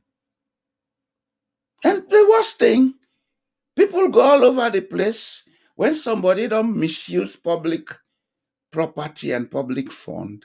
People go all over the place saying, God don't help her. Which God will they help us if we are lacking himself? Because anything we do, you may have some money to build houses, to buy cars, to have a fleet of concubines. But at the end of the day, the nation is destroyed. And when the nation is destroyed, the houses you build, you make them into self-prisons. That's why if you look Salon now, all the hosts then they get high fence, some will now and flat the wall, a high pass them. Then they get thick metal gates. The main domot, you get metal gates, you get wood gates, wood domot. The windows, they all get metal bar. Everything is prison. And we say, God don't help we. Man, they go thief money. He go dance. He say, God has helped me. He go give offering at church. Or he go give offering at mosque. Which God is doing that? If we really mean say, we religious na Sierra Leone, the first thing we'll forget na discipline. Because one of the things we religion they teach na discipline. And discipline, it begins with the self. each member of society for able say, this is acceptable, this is not acceptable, then the society may come into a standard. That standard later, in long years from now, it will be a culture. This is how cultures are built. Culture, not a mystic, not a magic. Culture and behavior. And behavior, they come out from the level of discipline of the society. The ethics, what they talk about, not discipline. When you say ethics, not discipline, you decide how to moderate things. Everything in life is good. But if you do them recklessly, then there is no ethics. Today, we hear about rape in Sierra Leone. Why? Because that key part of life where God give we for make man and woman meet, for make them get picking.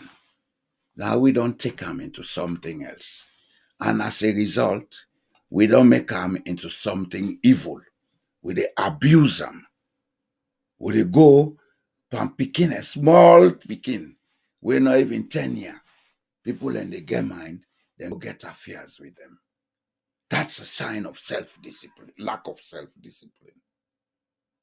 Look around the society, look around. Everything about the society is pointing to this one fact. And another thing, when now we problem, we not a sit down, we think, say, what thing I go do for make my life improve? Instead, we dey sit down for look wetin the next man do, we want do am. It's not bad for copy other people. Or wetin we call pancreophalamakata. It's not bad. But if it becomes a culture, if it becomes a way of life, then it don't become dangerous. Because it dey make people then go to the level of trying to do things they cannot afford to do or they don't know how to do. And at the end of the day, a lot of negative repercussions they come to the society and to the person. If you see somebody don't bill us, fine us. Huh? Me say la try put us na ground. Have you prepared yourself for that? Do you think having a house is magic? Well, in some countries, it's easy. That is, if you're in a society who say the financial system, they function well, who say the banks, then they give loans for mortgages and things like that. All you need for do, now for get yourself a job, we go pay you for afford for buy a house. And maybe for make you get that job there, you need for learn certain skills. That's where discipline comes in again. I want for buy us in the next 5 years. But right now, I no get job. And right now, the job market tight.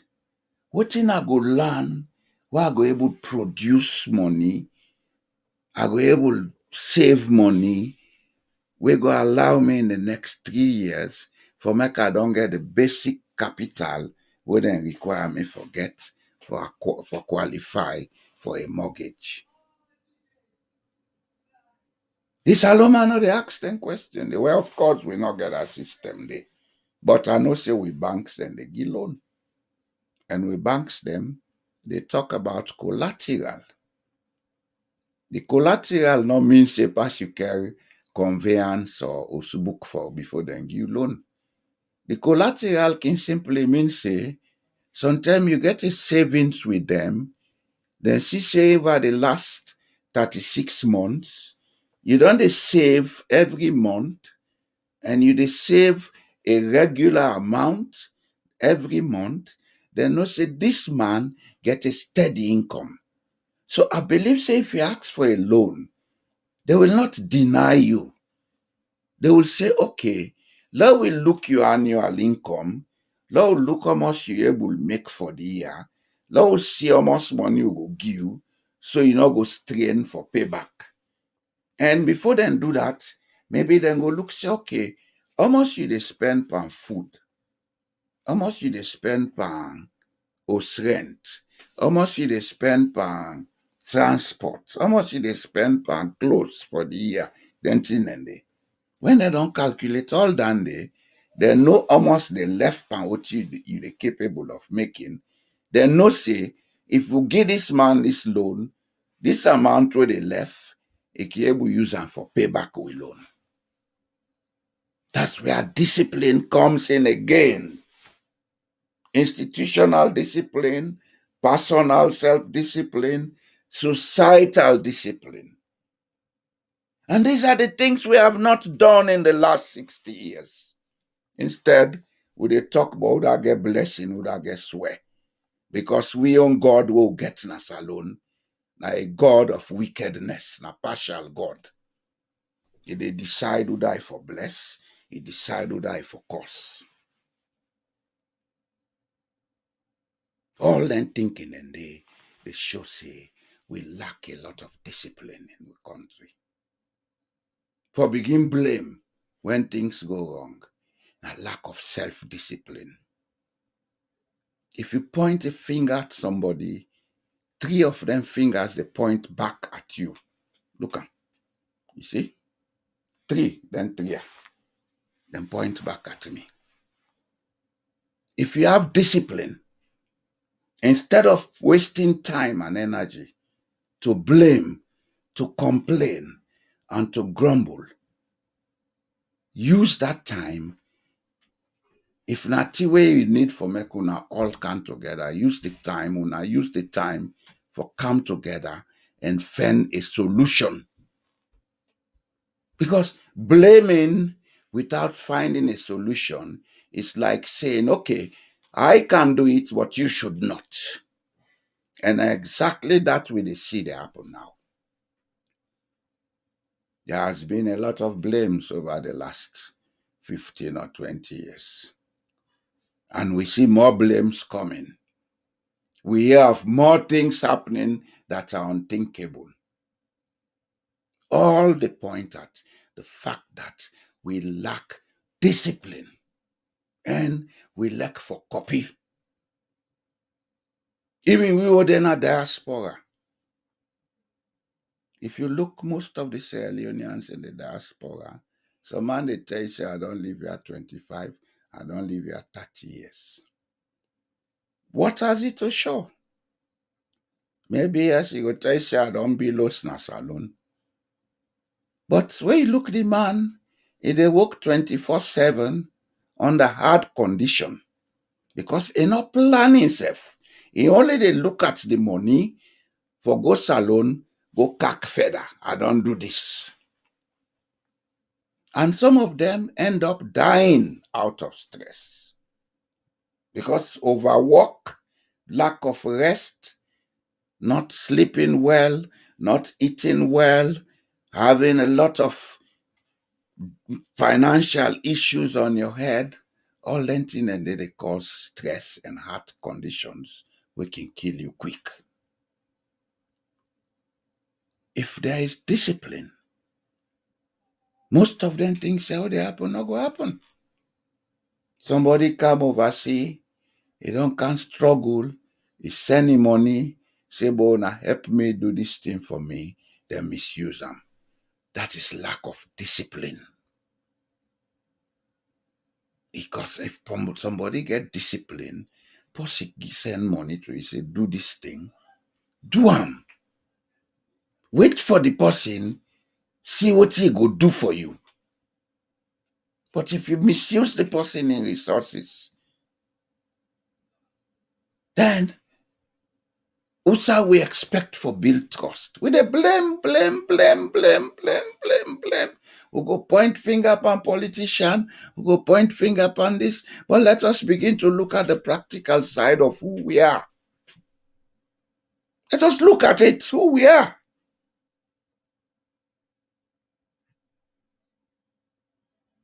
All of us are not care what I think say be. We need to keep quiet and think. Because the problems we'll get, anybody who they think, it is see and say, it is in each of us, including me who they talk to. So it is in me. But maybe on the realization that I have these problems, I am taking steps to moderate what is bad about me. That's discipline. Discipline, not a way old cane or way the old gun behind you, they force you for do something. If they say, this na the rule, not do am, not do am, not wait let them use force by you. We don't need all that force. In fact, most of them people who they make into soldier, into how you call and now what they call ISU, into forest guards or whatever they call them.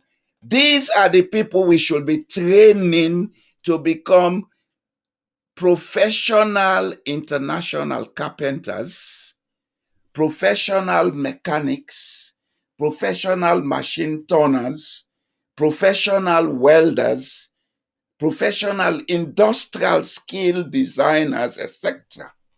Because they are very young. These are the people that have been developed with those skills in places like Indonesia, Malaysia, Singapore, Hong Kong, where they attract investment. But because we not get discipline, we feel they say, now shortcut we for use for everything. Or they bear the pain of development. Everything pass through fence shortcut. This not go better school. Let go join army. Would I tell you say not get resource for develop? Pass go be soldier. You don't teach them carpentry and Creole. You don't teach them carpentry and Mende.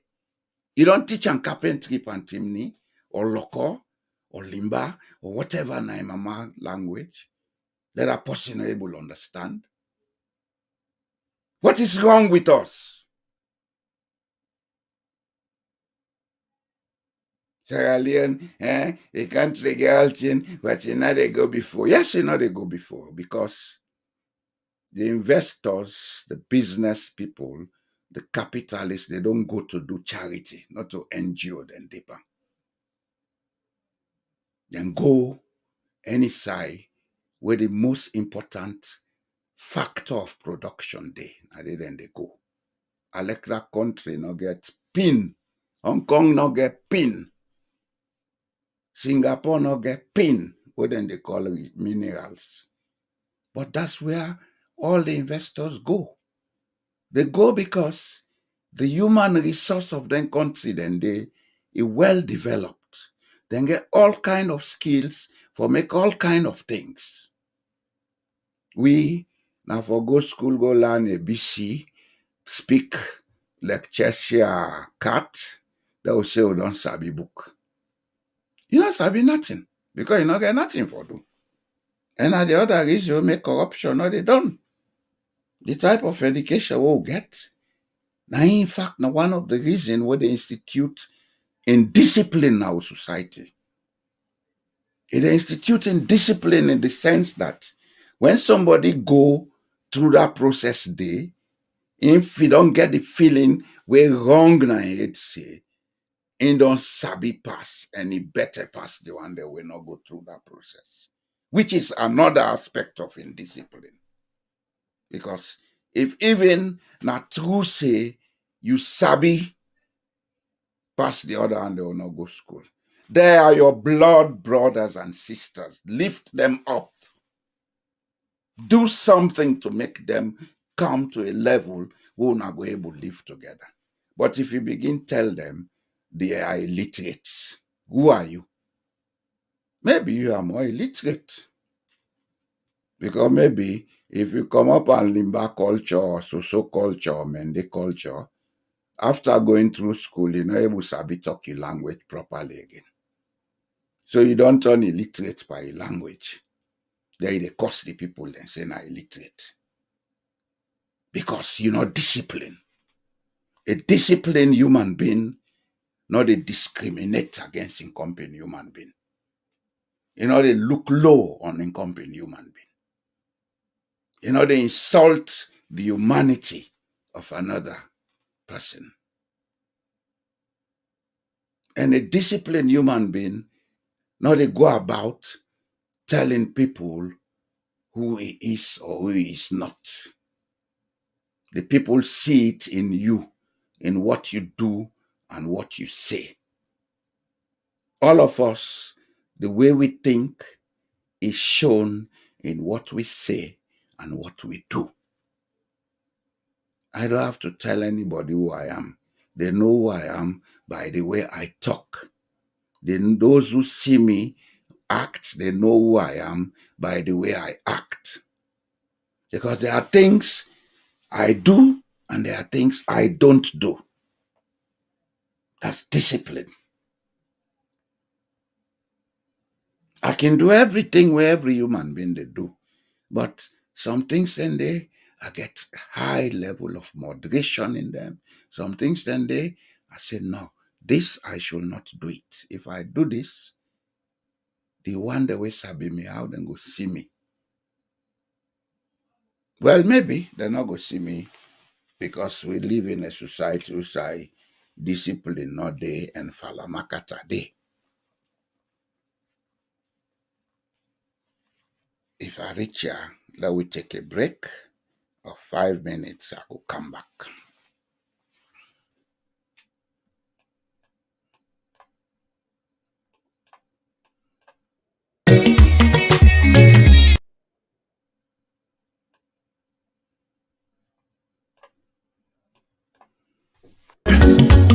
Me responsible, I say. Or now you responsible. Everybody say now we all responsible. Now we dey do things them way sensible. If you be the sleep, this not self for wake by you dream. Now we face reality because this year not so film. If you want talk say I dirty, and you young dirty force you for clean. You know what for work like a slave, but you want for it like a king. Eh, Salomon, so like ready made. How you go get work when you no land trade? You no land book, you no get talent, now you aid. But you want for sleep, now what I made. You know they study, but you want pass. You dey get way when you come in a class. Hope you yes, and listen to me fast. You go fever like you dey see yourself per glass. Salon for better, salon for crow. Now who that responsible? Salon for better, salon for crow. Now who that responsible? You me responsible, I say. Or now you responsible. Everybody say now we all responsible. Now we dey do things them way sensible. A small thing happen so una begin for point finger. You keep you young, a box for the porcelain young. You pull on a window. Then they begin blame Timini. Then lock up begin blame Limba. Way back they blame then juice. Well then juice back go blame ginger. We can sabi for identify the problem, but we not can sabi find the solution. You ain't fat, you fat, now you back one gumble, but here pollution. As they give you money for shape, you go shape small. On the rest you go boost up. Politician demo, citizen demo. We all now don't mix bad collusion. Salon for better, salon for crow. Now who that responsible? Salon for better, salon for crow. Now who that responsible? You me responsible, I say. Or now you responsible. Everybody say now we all responsible. Now we dey do things them way sensible. If we don't know how we come on, let we know how we dey go. If you don't work for money, how you expect now for make it flow? If you know one day plant yes, how you want for make it go? Even the Bible tell you say, you go reap what you sow. All time you want make salon do for you, but say you don't do for salon. You dey throw away dirty in a street, na the country. Where you dey bluff, say now you own. You still dey invest your money overseas, but you dey talk say no place like home. All man just care about empathy. All man just care about his own. Salon for better, salon for grow. Now who that responsible? If salon for better, salon for grow. Now who that responsible? You know me responsible. Oh, now you responsible. Everybody say now we all responsible. Then we dey do things them way sensible. How many of we as Sierra Leoneans go proud say we get national ID card? Instead all day we dey forget green card. We prefer for pay tax na other man country, but we can as alone when we own. When they say pay tax, begin twist face like put that gig bang bang. Life for be an example. You want for talk but other person we own. Now we all responsible, yeah? Me, you, and Papa government. Innocent fella Kuti, political Banika 2017. I got Lee on the beat.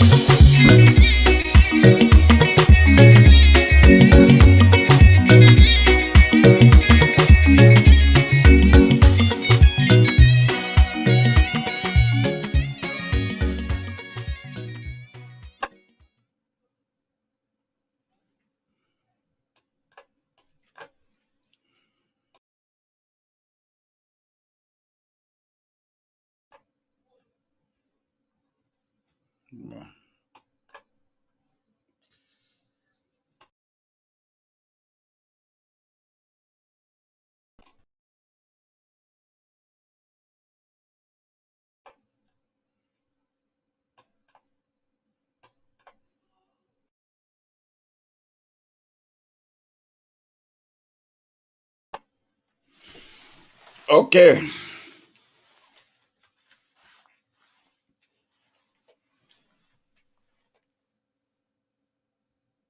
Discipline. Discipline. Not to anything other than the force per person. Now you, they decide, say, okay, I go do this, I not go do this.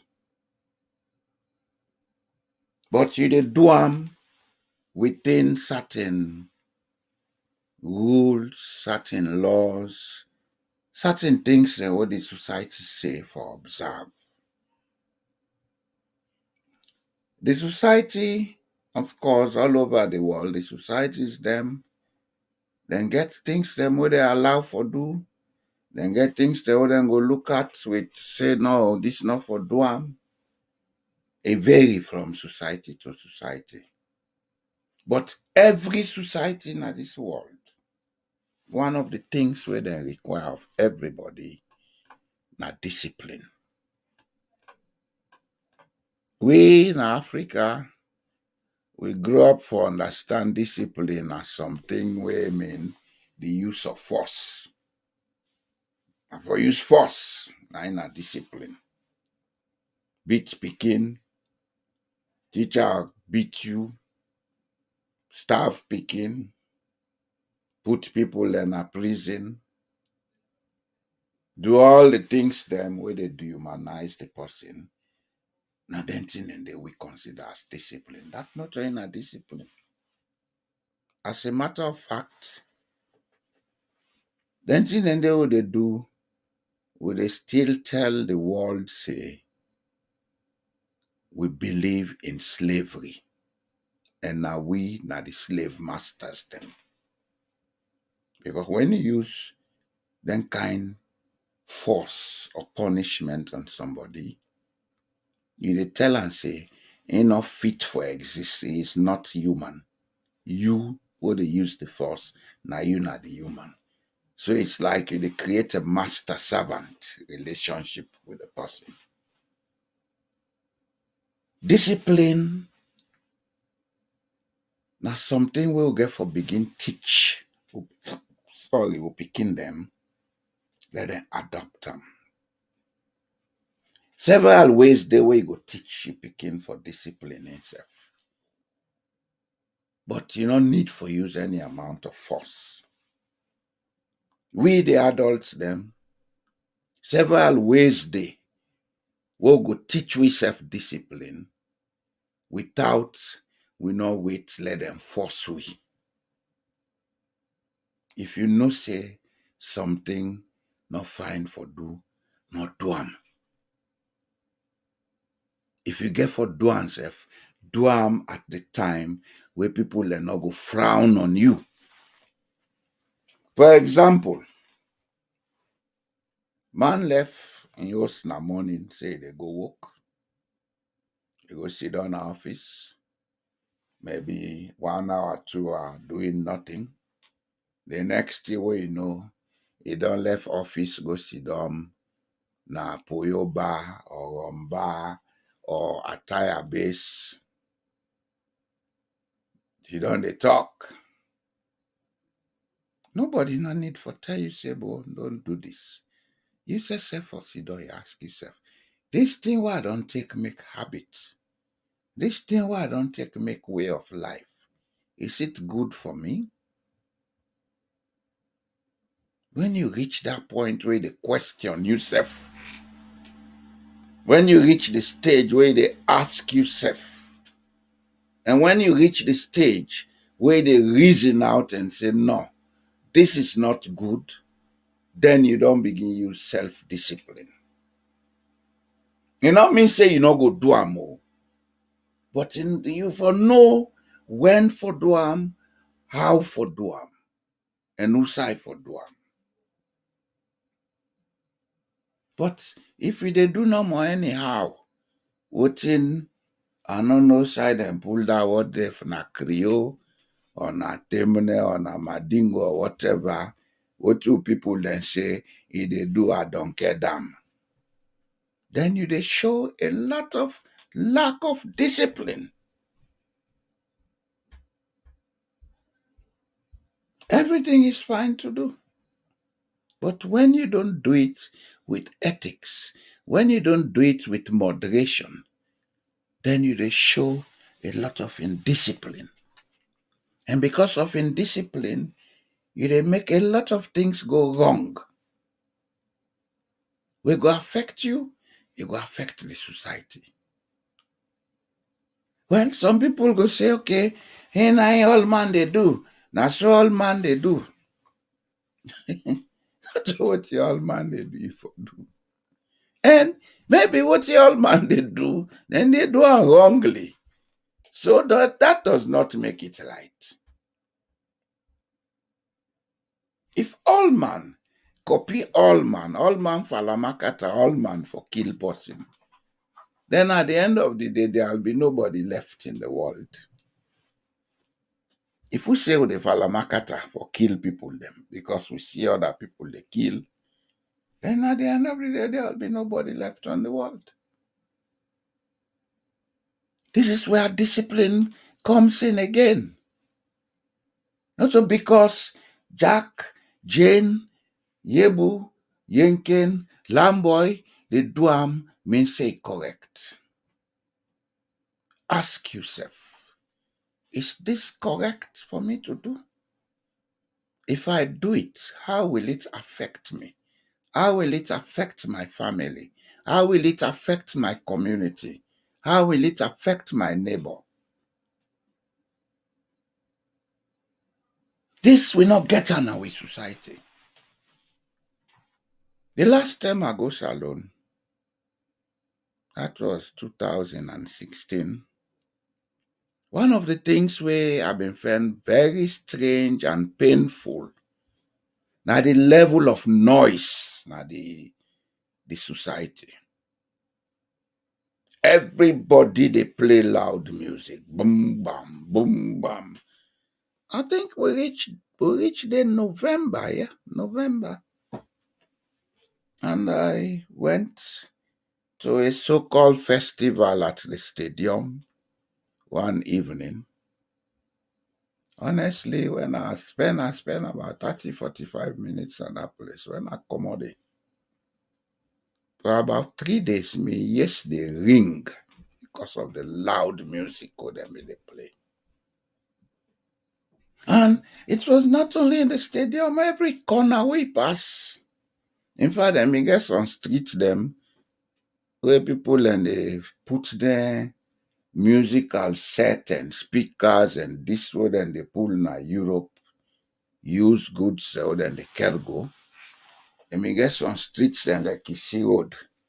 I remember I passed through Kisi Road. Why? From Annie Walsh, take close to Patton Street, end to end. I mean, get things that they make loud noise. I say, hey, boy, this thing now they make them people are sick.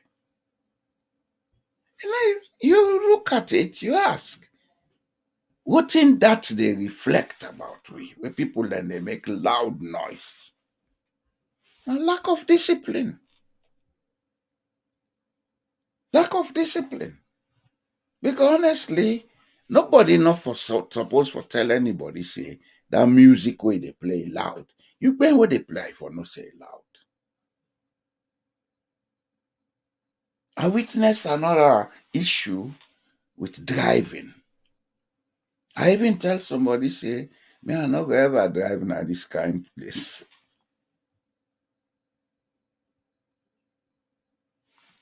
Inside turntable, the one where they inside the turntable, now in they wait for the one can join the turntable. I say, Ebo, which kind driving is?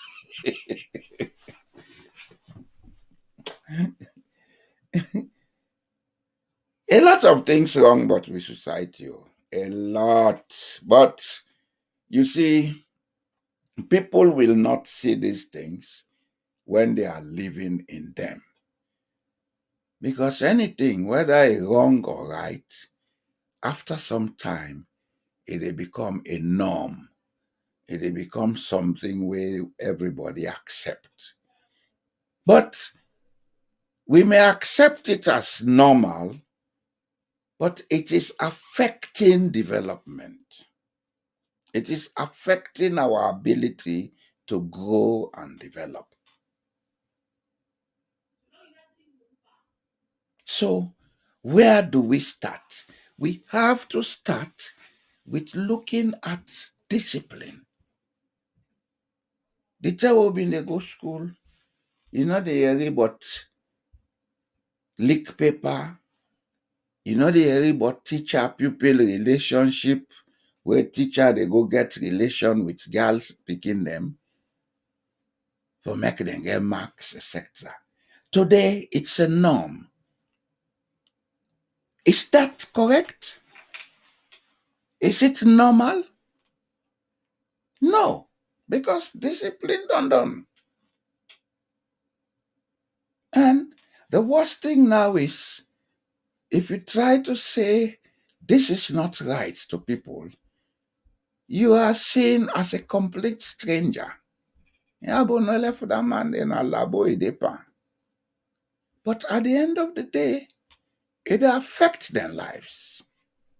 It ruin their lives. It destroy them. Poverty is not a condition made by God. God no wish poverty for we.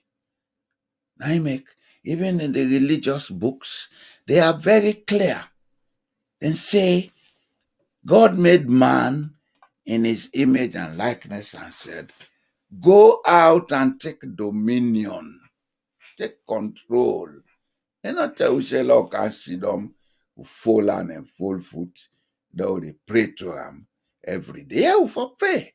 Prayer is everywhere. A disciplined man prays. And a disciplined man, when he prays for a purpose. And now they go pray for being dependent on God. They pray for thank God for being alive. And that's the only thing that God wants from us. But if we sit down, we they expect miracles. Would they go pray for good result and this and that? Would they say we not get discipline? Because if you get discipline, you go work. If you get for study, you go study. to get the results we want. Anyhow long it take, you go walk towards that and ensure say you reach that destination where you want go. But when you not get discipline, you defend shortcut. And at the shortcut, they lead we to all them things then they. When a society day, everybody they take the law in their own hand. If the whole thief man pass them begin bitter, then this, then wound, then yes, the thief man thief, yes, that's true. But he has his human rights. Maybe now certain conditions lead him for good thief. And then conditions will lead him for good thief. It come back to the society in discipline. Because if society discipline, if society get the correct type of education and correct provisions for education, everybody go school, whether they be musician, they be musician, whether they be soccer player, they be soccer player, whether they be athlete, they be athlete, whether they be engineer, they be engineer, whether they be professional carpenter, they be carpenter, whether they be professional tailor, they be tailor. Then they're able to work and produce things that way they're able to get their own living. I don't think them people they go left that in there and go thief. If crime they increase now the society, we get for ask, where did it all go wrong? And look at how for correct them, rather than would they use in discipline. We say, is that thief man? I forbid him. But sometimes you ain't go thief to each and a thief you thief that money, or you take get that property. So are you being fair with the person? If you go sit down in a public office, you thief money, you go below, thief man can't thief the window. You not get right for bitter mo. Now money, you been put up for you and you so yourself can't take part of them. If then give you job for do a contract, you not do the contract. You take the money, you build houses.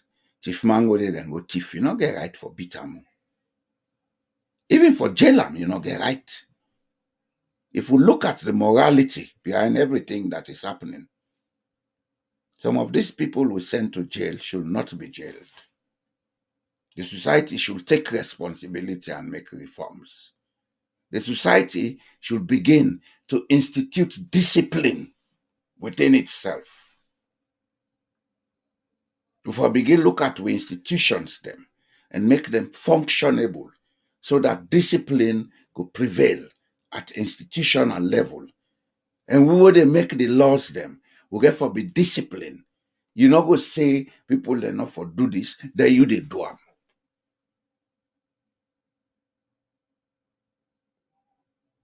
There are a lot of things we have to look at for us to be able to instill discipline. Because even with the issue of self-discipline, they'll look on the other side of the coin. Boy Jalo may be a very disciplined man. But if Boy Jalo find himself in a society, Usai forget a meal a day na a problem for him, the instinct of survival, they take the better side of Boy Jalo. If you wake up from morning till 6 o'clock and not able to get food for it, because the society not provide the structures for make Boy Jalo able to do something we go get in living. If Boy Jalo meets that man in bread, he take him, he put butter, he eat him, you know go and say na thief. And not get money for pay. You know go and say na thief. Because the society now creates the condition for make you do that. So if we dey talk about discipline, we have to look at all them factors here and see how we go sit down and put word together and say, okay, let us do this. Let us establish this. Let us make this a norm. Say, we not for do this. If we do ourselves, if we want do ourselves, we for make every other person know say, but I want do this thing, oh, do ya? I beg pardon, I go disturb una. Yekusa day, if I want make party, I get for go around my neighbors and tell them. See how they host a party or do ya from this time to this time. It will be a little bit noisy. Then say, all right, we no mind. They will never say no. But the fact that you don't give them notice, you don't show say you are disciplined. But somebody they gap, he begin make noise. If a neighbor then talk na curse with the curse them. That's not lack of discipline. And the sidewalk you always speak, other people and they do why not for doing? Falamakata. If Jack go kill himself, you dey go kill yourself because Jack do am. If Jane go jump na sea drown, you go do am because Jane do am. If you cannot do what destroys others, don't do what is wrong that others do. And the other thing about Falamakata business, where na gross and discipline, Sade it been begin where we they go school with certain cultures where take over the society. Everybody want to be. Yeah, do away not do how about then now speaking. Today, it don't take another dimension. People in high offices compete to do things. And most of them don't have the income to do what they compete for. This is where corruption comes in. This is where corruption is difficult to contain. Falamakata. You company, initiate company and they do what they do. Me no name company. They not pull me now, don't call me company. Then give me name boy Jalo. Then they add the jamboree they for sure say we great grandpa them been come out. So that's my name. My name is not company. And one of the ways where we're able to discipline ourselves, now for look at, say, okay, I don't have to go with the crowd always. You get for go with people. You get for socialize with people. You get for live with people. For make you succeed in any way they do in life, you need people. And you need people beyond those you know. You need people. You need everybody. Not like the politics, so they say this na SLPP, this na APC, this na NGC, all man they na in Safa. That's wrong. That again is lack of discipline. That's why we behave that way. We are each and everyone needing company.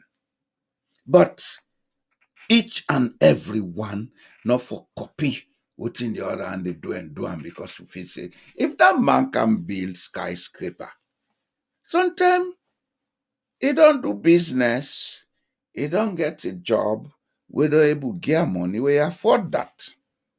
Also because now you rank make you feel say, oh, look that man don't build stones, he don't build skyscraper, myself for try, then you go thief money for doing. A lack of discipline. If that man builds skyscraper, gladly for him. He has done well. Go quietly to him, ask and say, oh, but you know, we all grow up. How you do this thing, bro? Let me try.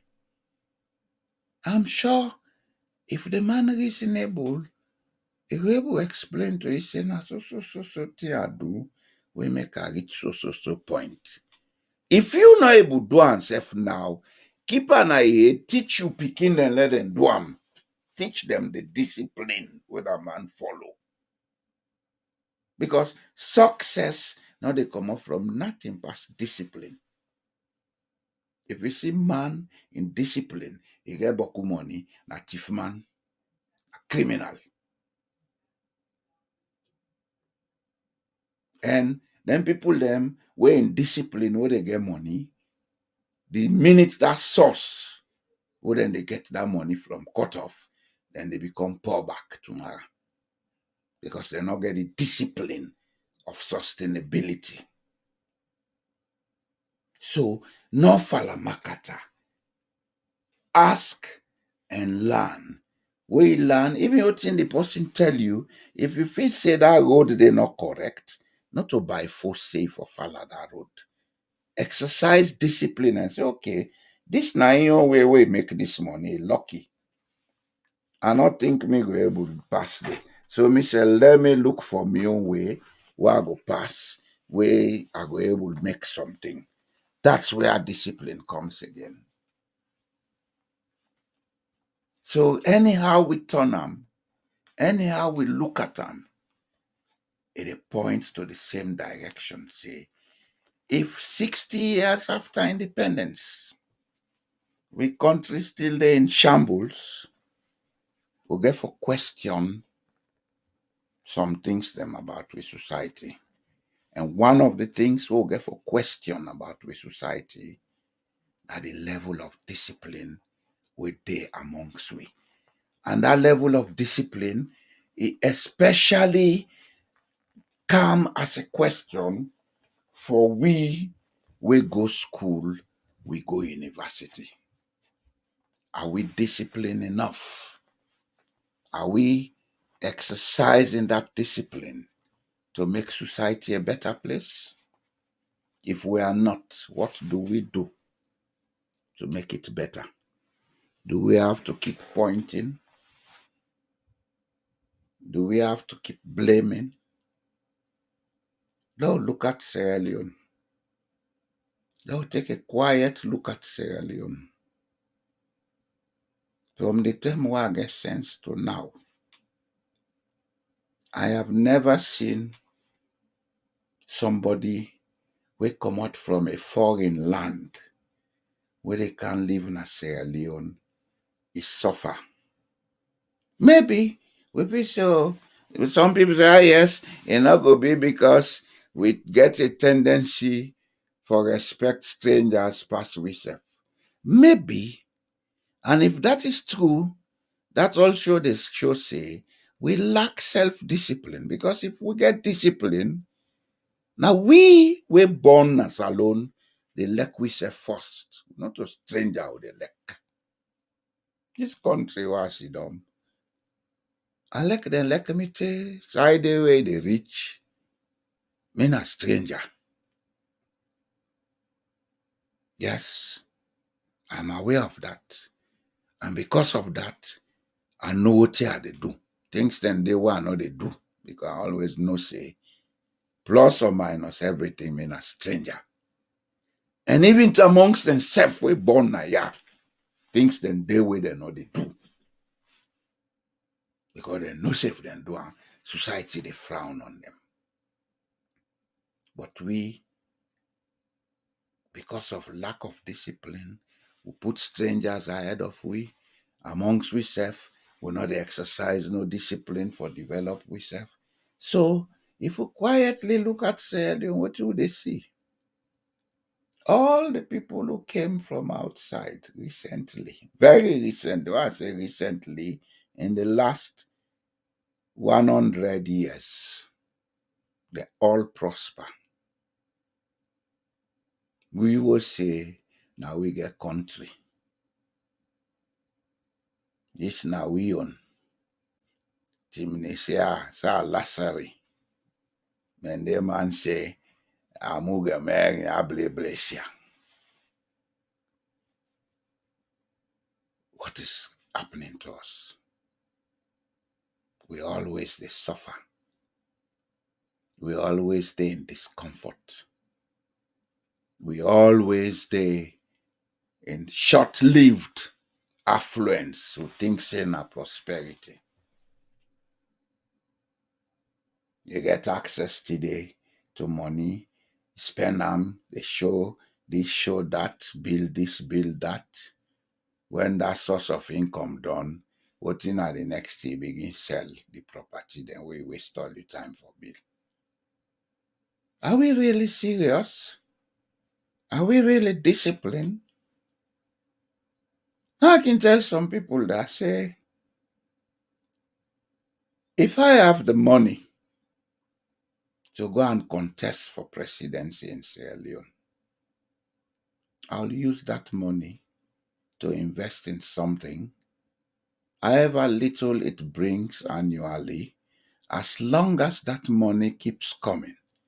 It's better than going to use it on politics. I'll never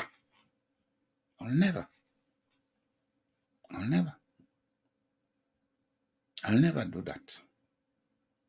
Instead of I take that money, go put on politics, I go influence the Aurip and politics, let it act normal and proper, let everybody get access to the resources of the land so that everybody will prosper. Because politics without economics is zero.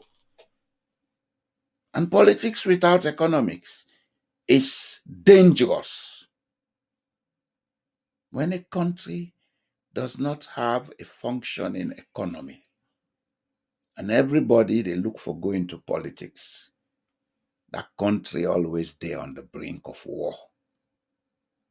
The war for resources or access to resources. And that they show in Sierra Leone right now. The country is between a thin line between peace and crisis. And some of us don't like it, what we see. And some of us are not afraid to say it, that we need to sit down and think. We need to look at our level of discipline in society and begin to make revisions in our behaviors. And this concerns everybody. Head of state, foot of state, belly of state, everybody. Everybody has to look at the level of discipline in society and ask, what do we do and how do we do it to make this thing different so that everybody will get access? Everybody get access. That not means say for go pull charity. That issue of taking bags of rice to people, that's foolish, that's stupid. That changes nothing. It changes nothing. In fact, they make the condition worse. Because when you make a people believe, say, then can sit down full hand and foot, then get everything free, then you create a more severe economic deficiency in the society. And in doing that, it make society become dysfunctional. When the war ended in 2002, a lot of money went to Sierra Leone. Sierra Leone had the chance to start again. But we took the wrong direction. We took the wrong path. That time they have been the Guinea, Conakry. And you can, NGO them bokuna salon now. All manga NGO, so my even there. I mean, how they go? Let me self go from NGO. Let us self get pan the cake. Well, where is this cake today? And what did that cake change actually? Let us ask. The cake been there, they not use them in a disciplined way for look at waiting for do we go make we not go back into this crisis will lead we to war. The cake been there, they not use them for look at what we go do, then why we don't come up on this war, the psychological trauma we then get, we'll go heal them. Years down the line, the teenagers and the children of those years, 2002 to 2005, they are the young adults today. We don't teach them the wrong things. We don't take every sense of discipline away from them. And today, they are the rapists. They are the criminals. They are everything wrong with society. They are the ones who go all over the place. They call themselves clique. Would I get cutlass? Would I get gun? But how do we solve this problem? Do we put them in an already over full prison? So make them go die and rot away? Do we put them in a prison and go and shoot at them to kill them? No. Doing that, they point at lack of discipline even on the official level.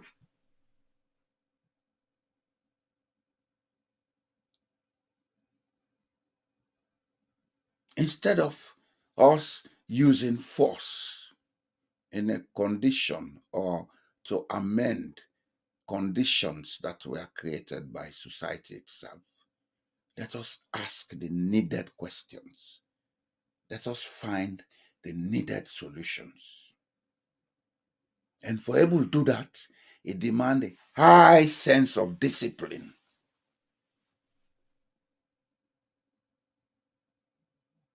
A high sense of discipline.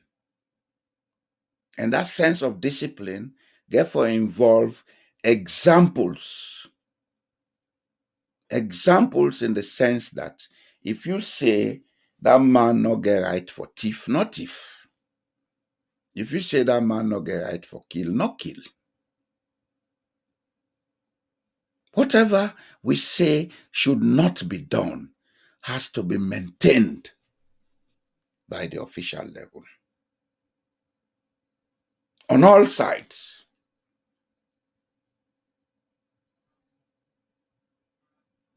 Instead of us being defenders of wrongs, let's begin promote a way for make people to understand, say, if I do this, it not go well for me, it not go well for everybody. So let me don't do it.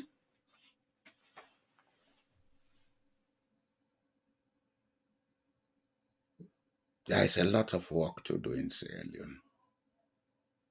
In the area of education, in the area of health, in the area of water and power supplies. But all of this can be achieved if there is discipline in society. And I can tell now for free say, some of them here, we able to do them if we all discipline and agree, say, yes, let us do it. We able to do them, we not even need for go to World Bank and IMF for go ask for money. Yes.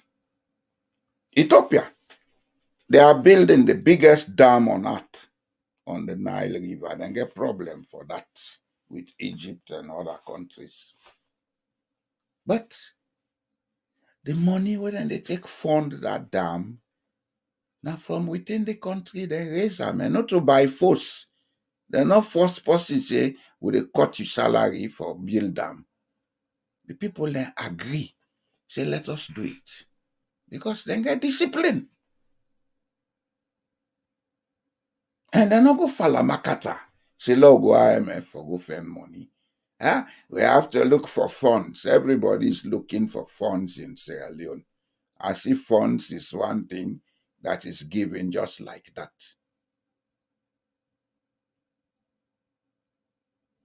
We get for change. We get for change. We get for change. Baku thing they will get for change. Baku questions they will get for ask and find the answer. Rather than we sit on the blame. Blaming and complaining. Now a sign of indiscipline. Don't left her now. Who that sit on a power do it incorrect. We do it incorrect, nobody no go blame you. Who that don't need that power, no blame somebody in a power. If you see say they do and correct, call them, tell them, say, but paddy, now we all in there. You not the government, me not the shadow government. This way they do, correct, law correct them. Give them your own approach. If you not do them, left them.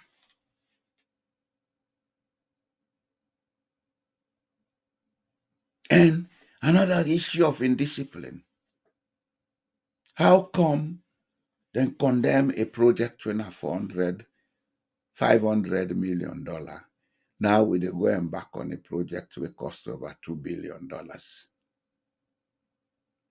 Which rationale does that make? Which sense does that make? It don't make no sense. It's just an indiscipline, something.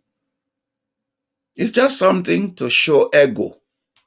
And anybody who is egoistic, not get discipline. It's high time we begin to say some of these things. This is not politics. Who don't want you to take on politics? I don't care. I don't get for big nobody in job. I don't want pussy office. I don't want pussy money. I consider myself a trustee of the Republic of Sierra Leone. Secondly, there are a lot of ideas I have that I can offer Sierra Leone. But I find it difficult because I don't trust the level of discipline in this society. Honestly, I have had several experiences in Sierra Leone in my 18 years of work in that country, and I see the same things they go round and round today. People are happy to come by you to ask for ideas. When you've given them honest ideas, they look you like shit. That's a sign of absolute indiscipline. Countries, the way they make progress, not to the politician and they make the progress happen. They come to people out of politics, university professors, people who have had experiences in certain areas. They ask them, they advise them, and things work. And when they come to these people, they don't ask them, which party do you support? It doesn't matter as long as it's for national interest. Anybody who discipline something in a national interest, he will say, let me do this for the nation, irrespective of the party we affiliate with. And of course, even in the politics who they talk about, because of indiscipline, we now look at solutions to some of the issues here. And even where the solutions are recommended, we they undermine them back.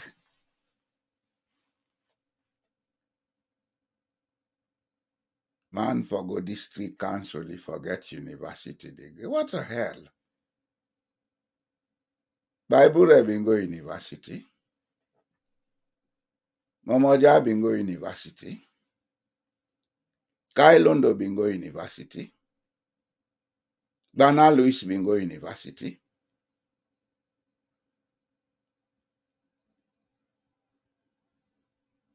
We have to begin to discipline ourselves. And the discipline begins with the individual, irrespective of which office you hold in the land. Because if you don't, posterity will judge you poorly. Especially in a situation where some of we they observe the rapid overtaking of the country by people who have no moral obligation to that country. Where you go now, you airport now British man, they search you. Able, we not able to discipline ourselves or search ourselves. Who they run ferry service in Sierra Leone? Able. Then we say always, Athens of West Africa. Athens of West Africa. at the attends of Halaki. How they pencil. And that has to change. But we cannot change it by force. We have to sit down and ask. What in be then this year not been to money? At the highest level of indiscipline on all sides. All sides. This is time we sit and ask, what is the way forward? How do we go forward? Because if we cannot, then we are because today I see na YouTube. I mean, they look for some things. Them this clip where I play on discipline, this marine scene, accidentally bump into that issue na parliament on have been to money. We are so indisciplined that we not even know say this thing not for day on the internet. This they show the world who we be. Do we expect the world to take us seriously?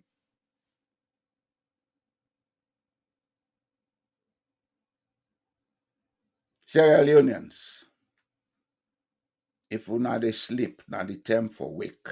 That music work can play. That bobo play let God give a long life. Innocent Kuti. That bobo they na a genius. And I they pray for I hope for even establish contact with like guide them. Guide them. He is using his talent the right way. He's using the talent. Now this, that the message is what we need in Sierra Leone. If Salon for Better, who are responsible? IMF, now Europeans, now we. But if we're not disciplined, we're not able to bear with ourselves. If we're not disciplined, we're not able to tolerate ourselves. If we're not disciplined, we're not even know say we all na fumble na the country. We all fumble na salon. Soirée, Dumbuya, Koroma, Conte, Bangura, Tarawali, Kamara. You go all over the country, defend them. You know me say that na soirée or they talk mende na Pujan. You know fumble to the soirée na Freetown or the soirée or the Cambia. And as a matter of fact, also this whole indiscipline begin now in the way them pass information now the country, what they call education. A lot of lies have been told to us, especially in history. When I make dialect today, we're not able to sit down like brother and sisters all along that coast. Where they see so, the people that are there, they're not the same blood. Some they talk Timni, some they talk Shabro, some they talk Mendi. Then people them they call Sapi, Nabolom, Baga, Temne, and so. Now then I've been the Sapi. So if you they want you name Lahai, that how they can be we name Lahai, una fumble. Maybe Cambia Lahai na first name. Bunt then they use our surname. Just like so many, then get family they call Bengali. Bengali na so name. Na first name pan so. Sila na Pujang na so. Some na Madingo.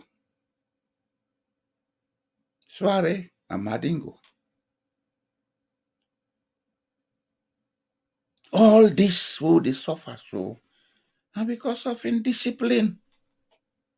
Because 60 years after we say we don't get independence, we were able to sit down and ask the questions and find out If we begin find out, they work on a finding out process.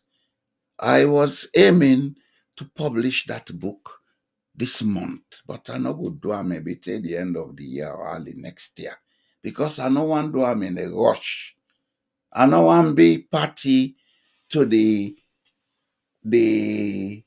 lies where they don't tell the people of Sierra Leone.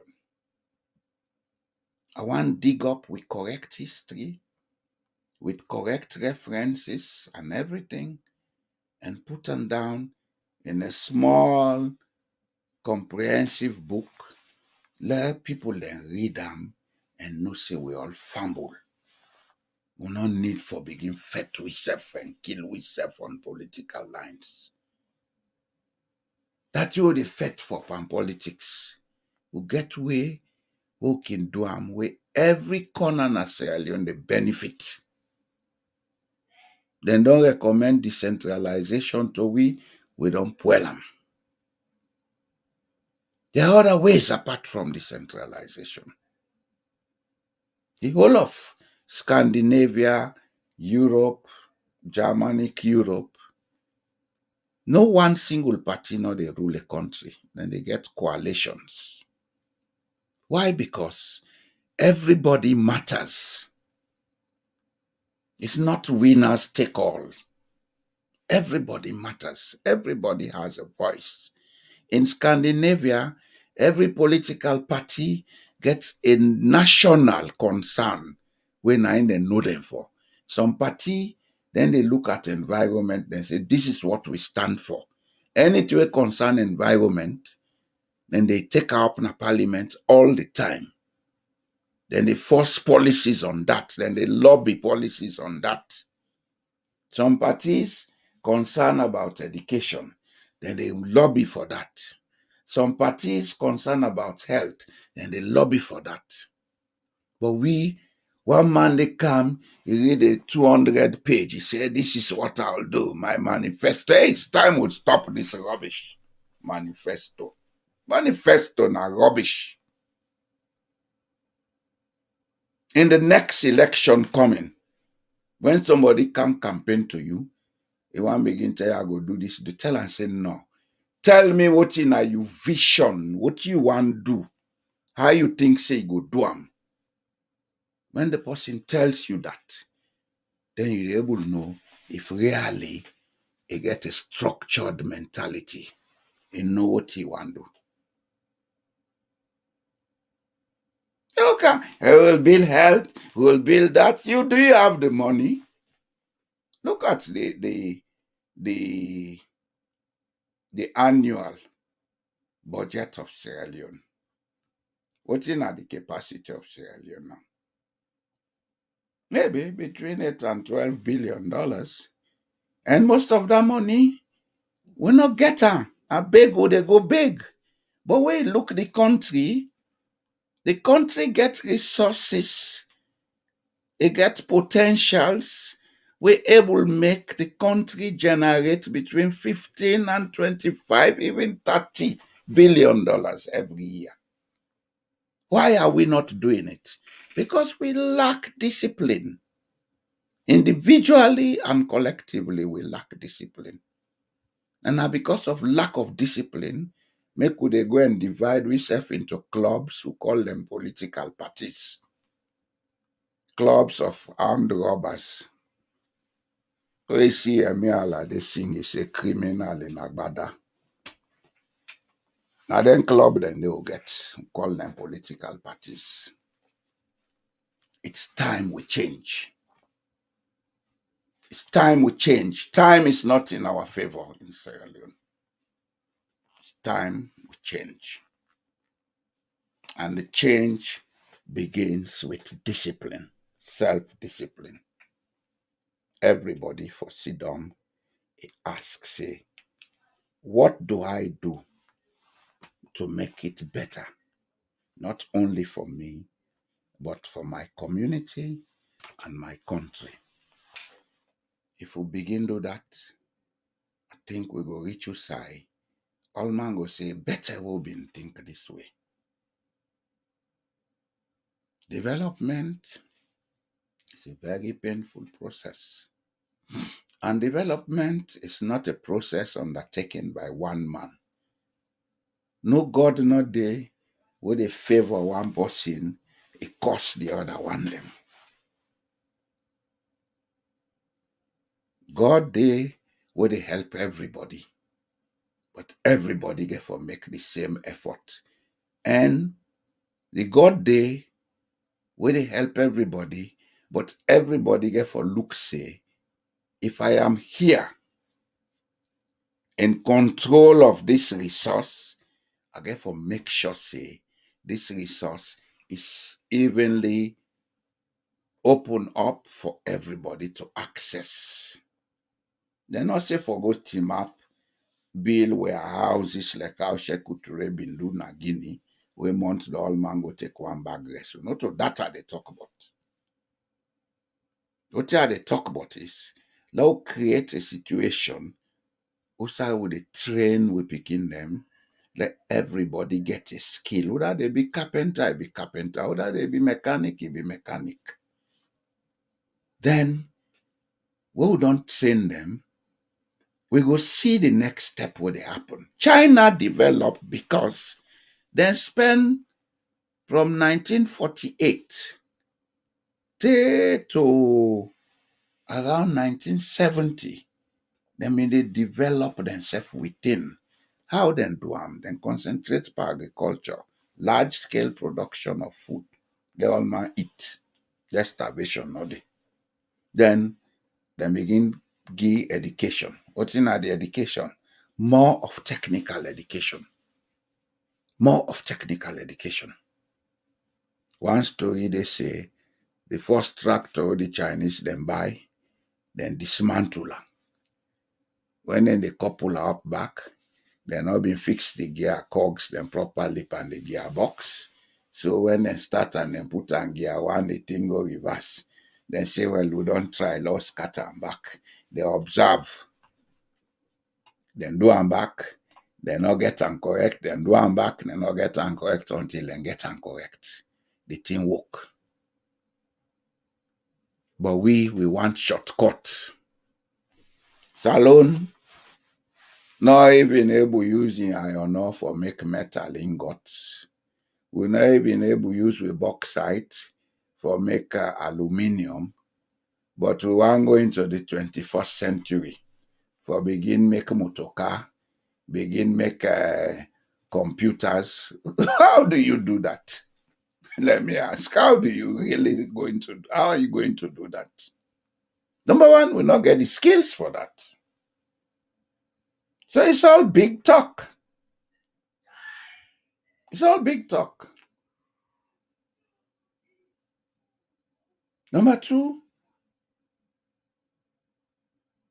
do we think these things just happen like that overnight? Do we know how long it took those countries that are today exhibiting those skills to develop those skills? Have we considered how long it takes to educate a single child from age 6 up to age 21? That period of time. Enormous resources in need during that period. This is where the discipline comes in again. Because if we are disciplined, we go look at with society like how people then they look at business and say, let we do a SWOT analysis and see. From here, we may know the way forward. Let us look at our strengths. Let us look at our weaknesses. Let us look at the opportunities. And let us look at the threats in the society. Then from where we can go forward. That's a disciplined way of doing things. But everybody they come. I went to Cambridge. I went to Harvard. I am Fulbright. I am empty bright. The intellectual class therefore own up responsibility in us alone. We will go school and university, we therefore own up responsibility. We are doing a lot of things wrong. and we dey do them wrong because of lack of discipline. If I reach there, I'll stop for today. Next week, I'll come. And a goodbye.